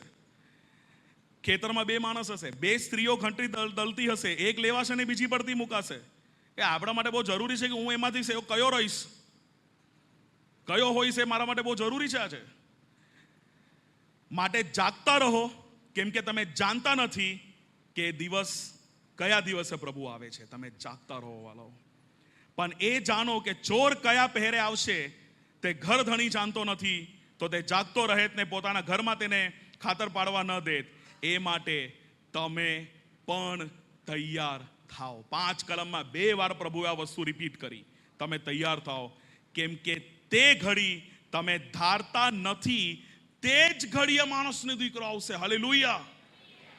આ એન્ડ્રુભાઈ બોલ્યા, શિષ્ય બોલ્યો, સ્વર્ગદૂત બોલ્યા, તમારા ને મારા તારણહાર પ્રભુ ઈસુની વાણી છે. તમે ન ધારતા હો ને, એ ઘડી આવશે, ત્યારે તૈયારીનો મોકો નહીં મળશે. ત્યારે તૈયારીનો મોકો નહીં. તૈયારીનો મોકો હમણાં ચાલી રહ્યો છે વાલો, હમણાં ચાલી રહ્યું છે. એના પરથી જ 5મી અને 6ઠી છેલ્લી 2 બાબત પર આપણે આવીને સમાપ્ત કરીશું. 5મી બાબત બહુ અગત્યની બાબત છે. વાહન ચૂકવું નહીં વાલો. Don't miss the boat. ઇંગ્લિશમાં આર્ક કહેવાય, ARK. વાહન ચૂકવું નહીં. નૂહે કેટલા વર્ષો રહીને એને લોકોને કહ્યું, આવી જાઓ અંદર, જગ્યા છે, આવી જાઓ અંદર, જગ્યા છે, વાહન ચૂકશો નહીં, જલ પ્રલય આવશે. કેમ કે પરમેશ્વરે કહ્યું છે આવશે તો આવશે જ. હસતા હતા લોકો એની ઉપર, કોઈ ચડ્યું નહીં એની અંદર. બધા નાશ પામ્યા વાલો, બધા નાશ પામ્યા. જે લોકો વાહન ચૂકી ગયા નાશ પામ્યા, જે વાહન ન ચૂક્યા એ જીવન પામ્યા. વાલાઓ, તમે વિચાર કરતા હશો કે એન્ડ્રુભાઈ, આ વાહન તો ઘટના તો કિસ્સો તો પતી ગયો. આજે તમારા ને મારા માટે એ વાહન પ્રભુ ઈસુ ખ્રિસ્ત છે. એ વાહન આપણે નહીં ચૂકીએ. આજે કરુણાનો દિવસ છે, કાલે ન્યાયનો દિવસ છે. ચોક્કસ આ વસ્તુ તમે યાદ રાખશો વાલો. તમને એક વસ્તુ કહું, ચોક્કસ યાદ રાખશો. કરુણાના દિવસમાં પણ પ્રભુ છે, ન્યાયના દિવસમાં પણ પ્રભુ છે, પણ પ્રભુ ઈસુનો રોલ બદલાઈ જશે. કરુણાના દિવસમાં એ આપણી મધ્યસ્થી કરે છે. પરમેશ્વર કહે છે આ તો પાપી મનુષ્ય છે. પ્રભુ ઈસુએ કહ્યું મારા રક્ત દ્વારા મેં એમને તારણ આપ્યું છે. પ્રભુ ઈસુ આજે આપણું જજમેન્ટ નથી કરતા, આજે પ્રેમ કરે છે. બે મિત્ર હતા, એક દારૂડિયો, એક વ્યવસ્થિત સારો મિત્ર. એ જે સારો મિત્ર હતો એ લોયર બનવાનો અભ્યાસ કરતો હતો, વકીલ બનવાનો. અને બીજો મિત્ર દારૂડિયો હંમેશા પેલા જે વકીલ હતો એના મિત્રને કહે ભાઈ તું આ ખોટી આદતોમાંથી બહાર આવ, ખોટી આદતોમાંથી બહાર આવ, આ તારા માટે સારી આદત નથી, દારૂ નહીં પી, ખોટું કામ ન કર. પણ આવી આદત એની ન છૂટી. એનો મિત્ર કહે ત્યારે હા હા પાડી દે, પણ પાછો એમાં જ પડે. આપણને કોઈ સારી સલાહ આપે, થોડી વાર માટે સાંભળીએ, ઘણી વાર પાછા એમાં પડી જતા હોઈએ છીએ. પરીક્ષણ, જેના વિશે મેં આજે પહેલા સેશનમાં પણ વાત કરી હતી. પોલીસે પકડ્યો, જેલમાં ગયો, કોર્ટમાં એની સુનાવણી થઈ, અને એનો વકીલ બનીને કોણ આવ્યો? એનો મિત્ર. ન્યાયાધીશ બેસેલા હતા જજમેન્ટ માટે. આજીજી કરી, એને વિનંતી કરી, એને એનું કેસ લડ્યો, દલીલ કરી અને એને છોડાવી દીધો. અને એ દારૂડિયા મિત્ર એટલો ખુશ થયો, જો મારો મિત્ર છે, વકીલ છે, મને છોડાવી દેશે. 2-3 રાવ થયું, એ કંઈ ખોટું કરે, એનો મિત્ર એને છોડાવી દે, એની મધ્યસ્થી કરે. પછી એક બીજું પાછું એને ગંભીર પાપ કર્યું, પાછો પકડાયો, પાછો કોર્ટ ગયો, ન્યાયાધીશની સામે એની પેશી થઈ, અને વટથી આવીને ઉભો રહ્યો, હમણાં મારો મિત્ર વકીલ આવશે ને મને છોડાવી દેશે. પણ થયું કઈ અલગ. એનો મિત્ર આવ્યો ખરી, પણ એને જોઈને કોર્ટના જેટલા પણ લોકો હતા એ બધા ઊભા થઈ ગયા. એને એના મિત્રને જોયું, એને લાગ્યું એની પાસે આવશે, પણ થયું કઈ બીજું. એ ઉપર ચડીને એ સિંહાસનની ઉપર બેઠો, જજમેન્ટ થ્રોનની ઉપર બેઠો. એને સમજ નહીં પડી. એને કોઈને પૂછ્યું આ કેમ નથી અહીંયા, કેમ ત્યાં બેઠો? ત્યારે એને કહ્યું આ હમણાં વકીલ નથી, એ હમણાં આ કોર્ટનો જજ બની ગયો છે.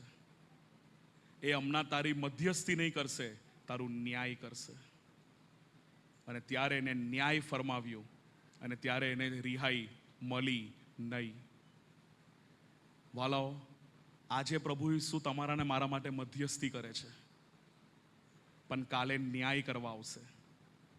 ન્યાયના દિવસે કરુણા નથી, મધ્યસ્થીના દિવસે કરુણા છે. જો મન ફિરાવવાનું, પ્રભુને જીવન આપવાનો દિવસ હશે ને, એ ન્યાયનો દિવસ નહીં, આજનો દિવસ છે. હાલેલુયા. આ ઉદાહરણથી આપણે ચોક્કસ યાદ રાખીએ કે પ્રભુ ઈસુ આજે તમારા ને મારા માટે એ મધ્યસ્થી કરવા માટે આવે છે. આ જે વાહન નૂહે બનાવ્યું હતું, આ લાકડાનું શેપ આજે બદલાઈ ગયું છે અને એ વધસ્તંભ થઈ ગયું છે. અને આજે વધસ્તંભ તમારું ને મારું નૂહનું વાહન છે. હાલેલુયા. જે લોકો એ વાહનની અંદર ચડી ગયા એ બચી ગયા.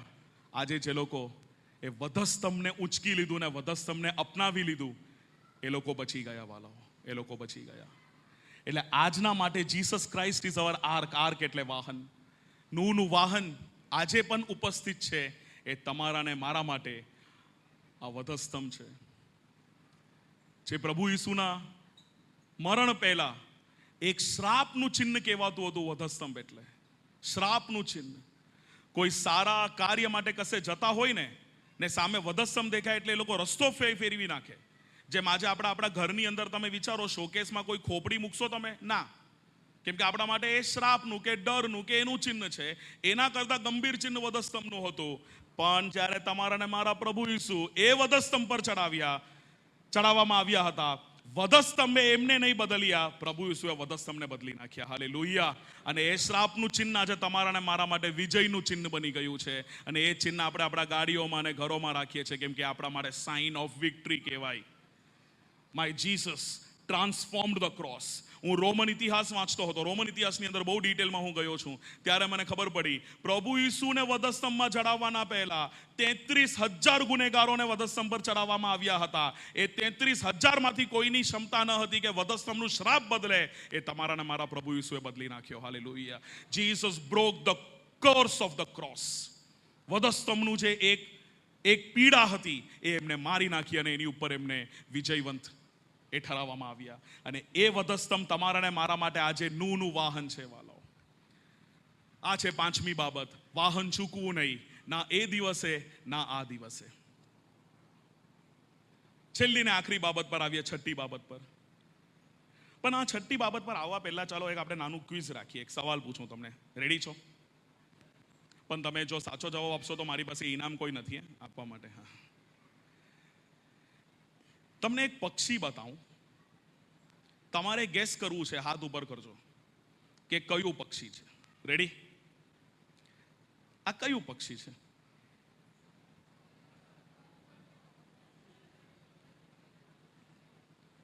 કયું પક્ષી છે? લક્કડખોદ. અરે વાહ, બધાને ઇનામ મળશે. કોન્ટેક્ટ ડેવિડભાઈ.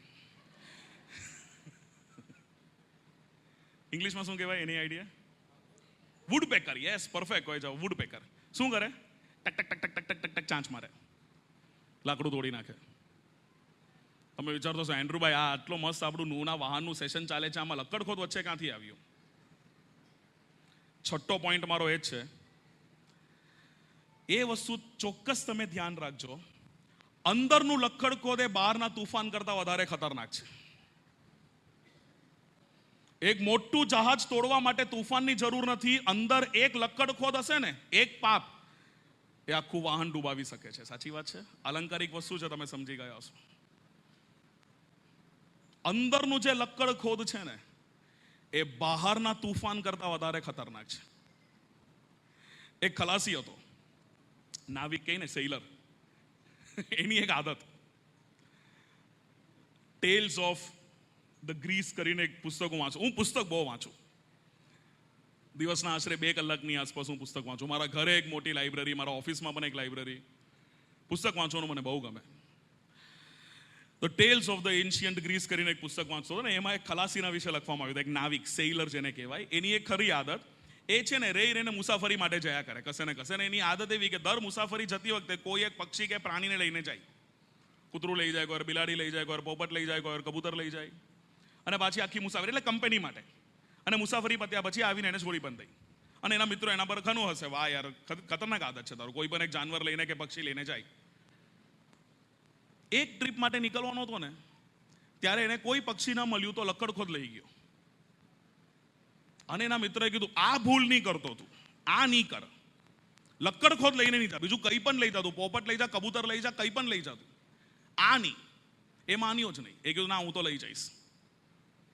એ લઈ ગયો લક્કડખોદ, પાછો રિટર્ન જ નહીં આવ્યો. એ કોર્નરમાં લક્કડખોદ બેસેલું હોય. આને એવું કે તો બેસેલું છે શાંતિથી. ધીમે ધીમે ધીમે ધીમે ધીમે ધીમે ધીમે ધીમે ધીમે ચાંચ મારીને ટકાનું કરી નાખ્યું ને આખું જહાજ ત્યાં ડૂબી ગયું. જે જહાજ કોઈ તુફાનમાં ન ડૂબ્યું, એ અંદરના એક લક્કડખોદના કારણે ડૂબી ગયું. જો આપણું જીવન એક વાહન છે, તો એ લક્કડખોદ આપણા હૃદયની અંદર સંતાયેલું એક પાપ છે. સમજા?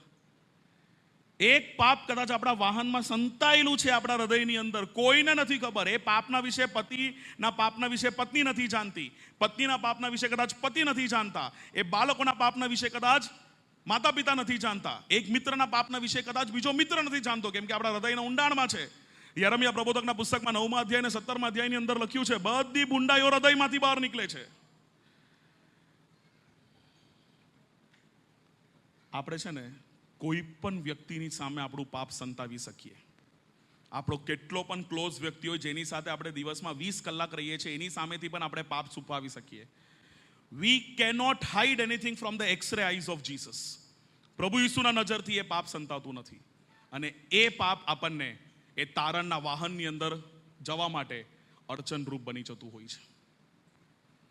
એટલે આ છેલ્લી બાબત આપણે શીખ્યા. જો કદાચ આપણી અંદર કદાચ આજે એવો કોઈ એક લક્કડખોદ છે જે પ્રભુને નથી ગમતું, જે ધીમે ધીમે ધીમે ધીમે મારા તારણના વાહનને તોડી નાખે છે, તો એને આપણે સૌથી પહેલા બહાર કાઢીને ફેંકીએ. એને બહાર કાઢીને ફેંકીએ. જગત બહારનું મનુષ્યત્વ જુએ છે, પરમેશ્વર અંદરનું મનુષ્યત્વ જુએ છે. અંદરનું મનુષ્ય પણ જુએ છે. અને ત્યાં જો કોઈ લક્કડખોદ સંતાયેલું છે ને, એ મારા તારણમાં નડતર રૂપ બની જશે. એને પહેલા કાઢીને આપણે બહાર ફેંકીએ. એને કાઢીને બહાર ફેંકીએ. પ્રાર્થનામાં રહીશું. પ્રભુની દોરવણીથી જો તમને કદાચ એવું લાગે કે અંદર કોઈ એક એવો પાપ છે, આજનો દિવસ છે એ બહાર કાઢવા માટે. જો તમે વિચારો છો કે आज मैं मेरी दुनिया का काम खत्म कर दूं, कल मैं परमेश्वर के बारे में सोचूंगा. હમણાં આપણે 44મી કલમ જોઈ. તમે ન ધારતા હોય એવા સમયમાં પ્રભુનું આગમન થશે. એટલે એના માટે આપણે તૈયાર રહીએ. પ્રભુની કૃપાથી આ 6 બાબત મને તમારી સમક્ષ મૂકવા માટેની એક તક આજે પૂરી પાડી. એના માટે પ્રભુનો આભાર માનું છું. નૂના વાહનમાંથી શીખવા જેવી 6 બાબતો આપણે જોઈ. આપણે તૈયાર થઈએ. ઈશ્વરનું ન્યાય પહેલી બાબત જે અનિવાર્ય છે. વિશ્વાસ અને આજ્ઞા પાલનનું જીવન. પ્રભુ તમને કંઈ કરવાનું કહે છે તો કરો. વરસાદ ન હતું ત્યારે નૂને કીધું વાહન બનાવો અને એને બનાવ્યું. જો તમને કોઈ આજ્ઞા પૂરું કરવાનું આજે કહે છે તો એ કરો. ત્રીજી બાબત, જો તમે સાધારણ વ્યક્તિ છો, હાલેલુયા, પ્રભુનો આભાર, કેમ કે પ્રભુ સાધારણ વ્યક્તિને પસંદ કરે છે અસાધારણ કાર્ય કરવા માટે. એ નૂના જીવનમાં આપણે જોઈ ગયા ઘટનામાંથી. ચોથી બાબત આપણા માટે ચેતવણી છે વાલાઓ. ઈશ્વરનું વચન તે હંમેશા સંપૂર્ણ થાય ને થાય જ. આપણે થોડી પ્રબોધવાણીઓ આજે જોઈ ગયા, સમયના અભાવના કારણે ઓછી પ્રબોધો જોઈ જે સંપૂર્ણ થઈ. અને મેં અંત દિવસોનું એક ચાર્ટ તમને બતાવ્યું. એ અંત દિવસોના પણ પ્રબોધ કમ્પ્લીટ થશે. પણ સવાલ એ ગીતનું ત્રીજું લાઈન છે, તું કહા હોગા. એ મારા માટેનો અગત્યનો સવાલ છે. એ મારા માટે અગત્યનો સવાલ છે. કોયર આપણને બહુ સારું લીડિંગ કર્યું. હું ખરેખર ધન્યવાદ માનું છું. Thank you very much. આ ગીત ધ્યાન છે તમને? આખરી નરસિંગા ફૂંકા જાને વાલા હે. જો પોસિબલ હોય તો આ છેલ્લે આપણે ગાવા માટે, જો પોસિબલ હોય તો હું તમારી ઉપર મૂકું છું. કેમ કે એ ગીત આપણા આજના સંદેશો સાથે મેચ થશે. આખરી નરસિંગા ફૂંકા જાને વાલા હે, તેરા મેરા સબકા ઈશુ આને વાલા હે. કબ આને વાલા હે નહીં પતા, પ્રભુએ કહ્યું. ઈશ્વરનું વચન હંમેશા સંપૂર્ણ થાય છે. પાંચમી બાબત છે આપણા માટે ચેતવણી પણ છે અને આશ્વાસન પણ છે. વાહન ચૂકશું નહીં આપણે. અને છઠ્ઠી બાબત, બધું તૈયાર હોય તે છતાં અંદર એક લક્કડ ખોદ હશે ને, આપણને રોકી દેશે. આપણને રોકી દેશે. અંદરનું લક્કડ ખોદ બહારના તુફાન કરતા વધારે ખતરનાક છે વાલો. આ 6 બાબત પ્રભુએ તમારી સામે મૂકવાની તક આપી. એના માટે ઈશ્વરનો આભાર માનું છું. અહીંયા ઉપસ્થિત આગેવાનો, લીડર્સ જેને તક આપી, સૌનો આભાર માનું છું. અને આપ સૌનો આભાર માનતા આજનો દિવસ પ્રભુની કૃપાથી આપણે સંપૂર્ણ કરીએ છીએ. પણ આવો એક પ્રાર્થનામાં આપણે નમીએ. 2 વસ્તુ ખાસ કરજો પ્રાર્થનામાં. જો અંદર કોઈ એક લક્કડ ખોદ છે આજે તમારી અંદર, એક પાપ જે કોઈને નથી ખબર, ખાલી ખાનગીમાં તમને જ ખબર છે, વ્યક્તિગત પાપના વિશે જગત નથી જાણતું, એને કાઢીને આજે બહાર ફેંકો એ લક્કડ ખોદને. અને બીજું, જો આજ સુધી આપણે આપણું જીવનનું સમર્પણ પરમેશ્વરના હાથમાં નથી આપ્યું, એ તક માટે રાહ ન જોતા વાલાઓ. એ તક માટે રાહ ન જોતા. આજે પ્રભુ તમારા ને મારા માટે મધ્યસ્થી કરે છે. કાલે ન્યાય કરવા આવશે. એ તક નહીં છોડતા. આજનો દિવસ આપણું જીવન પ્રભુના હાથમાં આપવાનો દિવસ છે. આ 2 બાબતો આપણે ધ્યાન રાખીએ આપણી વ્યક્તિગત પ્રાર્થનામાં. પ્રભુ તમને દોરે તો તમે ચોક્કસપણે એ પાપની કબૂલાત કરીને બહાર કાઢીને એને ફેંકી નાખો, નષ્ટ કરી નાખો. અને જો જીવન સમર્પિત કરવા માટે તમે ચાહો છો તો ચોક્કસપણે આજના દિવસે તમે, આજના જેવો શુભ દિવસ નથી પ્રભુના હાથમાં, આપણે જીવનનું સમર્પિત કરીએ. આવો આપણે પ્રાર્થના કરીએ. વાલા ઈશ્વર પિતા, સુંદર સમય માટે તમારો આભાર માનીએ છીએ પ્રભુ. Thank you Jesus for this wonderful day. આખો દિવસ આજે તમે અમને દોરવણી આપી એના માટે તમારો આભાર માનીએ છીએ પ્રભુ. તમે અમને માર્ગદર્શન આપ્યું એના માટે આભાર માનીએ છીએ. હા પ્રભુ, જેમ તમે માથી 24:36-44 તમે કીધું, આ છેલ્લા દિવસોને છેલ્લી ઘડી ચાલી રહી છે. આ સમયની અંદર તમારું આગમન એની ટાઈમ હોઈ શકે એવું છે પ્રભુ. અમે જે સમાચારો વાંચી રહ્યા છે, જે ઘટનાઓ નિહાળી રહ્યા છે, અને એની સાથે બાઇબલમાં લખેલી પ્રબોધવાણીઓ વાંચી રહ્યા છે, એ સટીક પ્રબોધવાણીઓ સંપૂર્ણ થશે પ્રભુ. એ સમયમાં અમે તૈયાર રહીએ એવું તમે થવા દેજો. નૂના દિવસોની અંદર આજે દિવસો થઈ ગયા છે. લોકો પરંતા ને પરણાવતા ને મોજ મસ્તીમાં રહી ગયા છે. ક્યારે વાહન ચૂકી જશે અમે નથી જાણતા. પણ પ્રભુ, આજે પણ એક વાહન એ વધસ્તંભ અમારા માટે તૈયાર કરી રાખ્યું છે પ્રભુ, એને વલગી રહી અને અમારું વધસ્તંભ ઉચકીને ચાલીએ એવું તમે થવા દેજો. વાલા ઈશ્વર પિતા, અમારા હૃદયની અંદર આજે કોઈ એક એવો લક્કડ ખોદ હોય તો એને અમે કાઢીને બહાર ફેંકીએ છીએ અને એને છૂંદી નાખીએ છીએ પ્રભુ.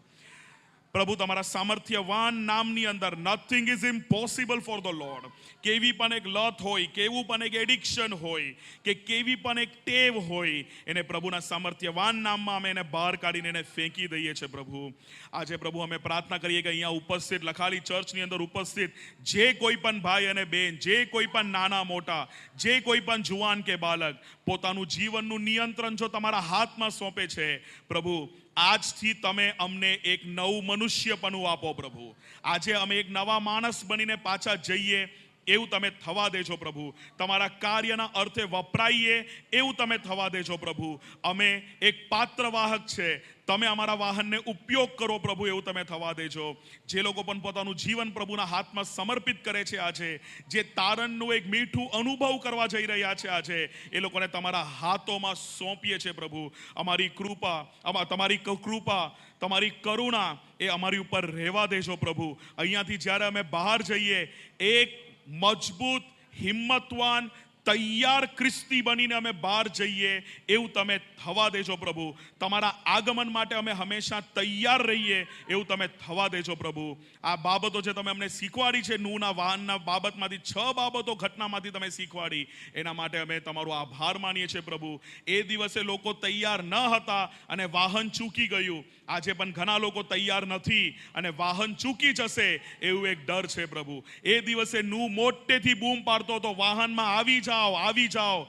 આજે સુવાર્તા પ્રચારકો મોટેથી બૂમ પાડે છે કે વાહનમાં આવી જાઓ, આવી જાઓ. પણ કદાચ અમે નૂહના દિવસોના લોકોની જેમ થઈ ગયા છે પ્રભુ, પાછળ પડી ગયા છે.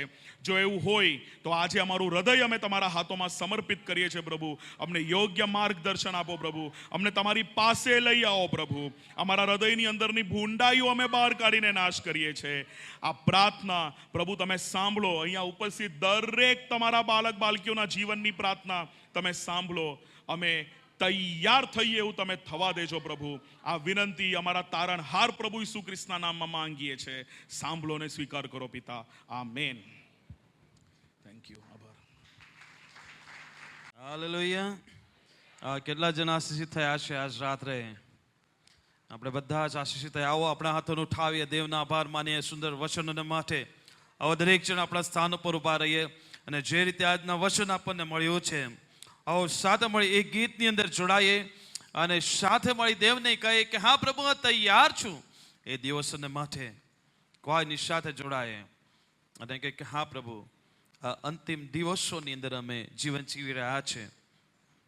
વચન પ્રમાણે એ છેલ્લું રણ શિંગડો એ ફૂંકાવા જઈ રહ્યો છે અને એ સમયની અંદર અમે ક્યાં હોઈશું, કઈ જગ્યા પર હોઈશું? શું હું ને તમે આ છે જે રીતે વચનો મળ્યા છે એ અનુસાર નિર્દોષ, નિષ્કલંક, પવિત્ર જીવન, ન્યાયી જીવનની સાથે જીવન જીવતા જીવતા એમની સાથે જતા રહીશું કે અહીંયા જ આપણે રહી જઈશું. યસ, આમીન, હાલેલુયા. આવો દરેક જણ આપણી આંખોને બંધ રાખતા એ ગીતની અંદર આપણે જોડાઈશું. યશવે, યશવે, યશવે.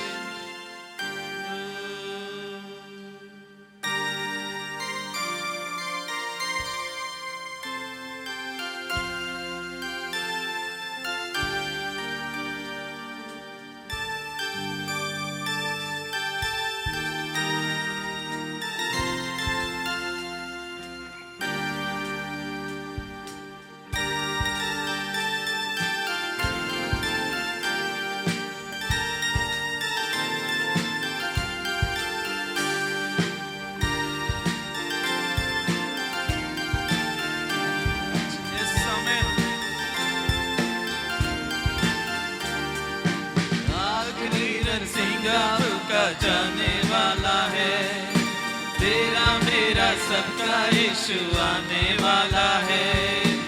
आखिरी नरसिंगा फूका जाने वाला है, तेरा मेरा सबका यीशु आने वाला है.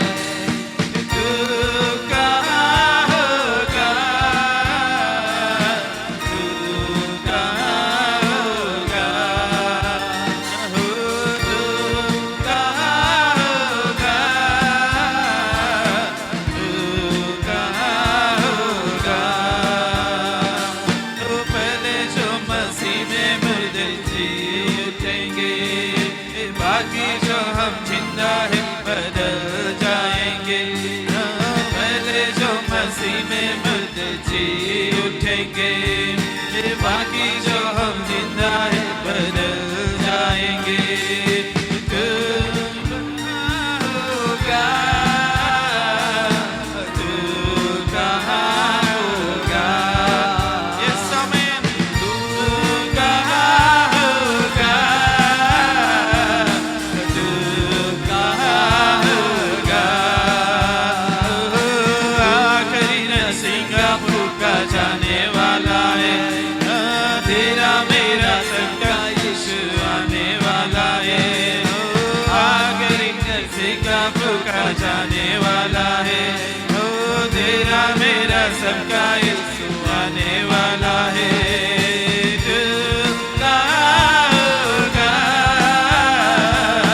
तू कहाँ होगा, तू कहाँ होगा, तेरे दिल के सारे गम बढ़ते जाएंगे, बीत गए जलमे तेरे पास आएंगे। तेरे दिल के सारे गम बढ़ते जाएंगे, बीत गए जलमे तेरे पास आएंगे। दुनिया में तू तन्हाई रह जाने वाला है, ओ दुनिया में तू तन्हाई रह जाने वाला है। ओ तू कहाँ होगा, तू कहाँ होगा, ये समय तू कहाँ होगा, तू कहाँ होगा। तेरी दौलत तेरी शोहरत काम आएगी, ये सब चीजें प्यारे तेरे साथ न जाएगी। तेरी दौलत तेरी शोहरत काम न आएगी, ये सब चीजें प्यारे तेरे साथ न आएगी। सब चीजों का खात्मा जल्द होने वाला है, सब चीजों का खात्मा जल्द होने वाला है। तू कहाँ होगा, तू कहाँ होगा, तू कहाँ होगा। और एक क्षण गाता रहिए, आमीन। तू कहाँ होगा, आखिरी नसीहा फूका जाने वाला है, तेरा मेरा सबका यीशु आने वाला है। आखिरी नसीहा फूका जाने वाला है, तेरा मेरा सबका यीशु आने वाला है। तू कहाँ होगा, तू कहाँ होगा, तू कहाँ होगा, तू कहाँ होगा, तू कहाँ होगा, तू कहाँ होगा। मैं कहाँ होगा, मैं कहाँ होगा, मैं कहाँ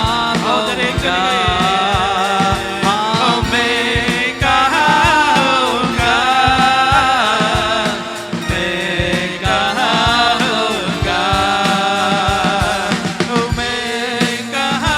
होगा,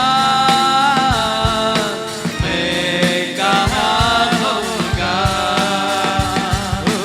मैं कहाँ होगा। હા પ્રભુ, અમે ચાહીએ છે જ્યારે ન્યાય થાય ત્યારે તારી સાથે અમે રહીએ, એ જીવનું સમર્પણ અમે આજ રાત્રે કરીએ છીએ પ્રભુ. તું આવશે એ નક્કી છે પ્રભુ, એ નક્કી છે. પણ સમય આપ્યો છે તારી કૃપાનો, એની અંદર અમે તૈયાર અમારા જીવનનો કરીએ. જ્યારે પણ તું આવે, જ્યારે પણ અમારું મરણ થાય, અમે તમારી સાથે સદાને માટે રહીએ. એવું નિર્દોષ નિષ્કલંક પવિત્ર જીવન જીવવા માટે કૃપા ચાહીએ છે. મહિમા આદર ગૌરવ તમને આપીએ છે. પ્રાર્થના તમારા પુત્ર પ્રભુ યેશુના નામની અંદર માંગો છો, આમેન.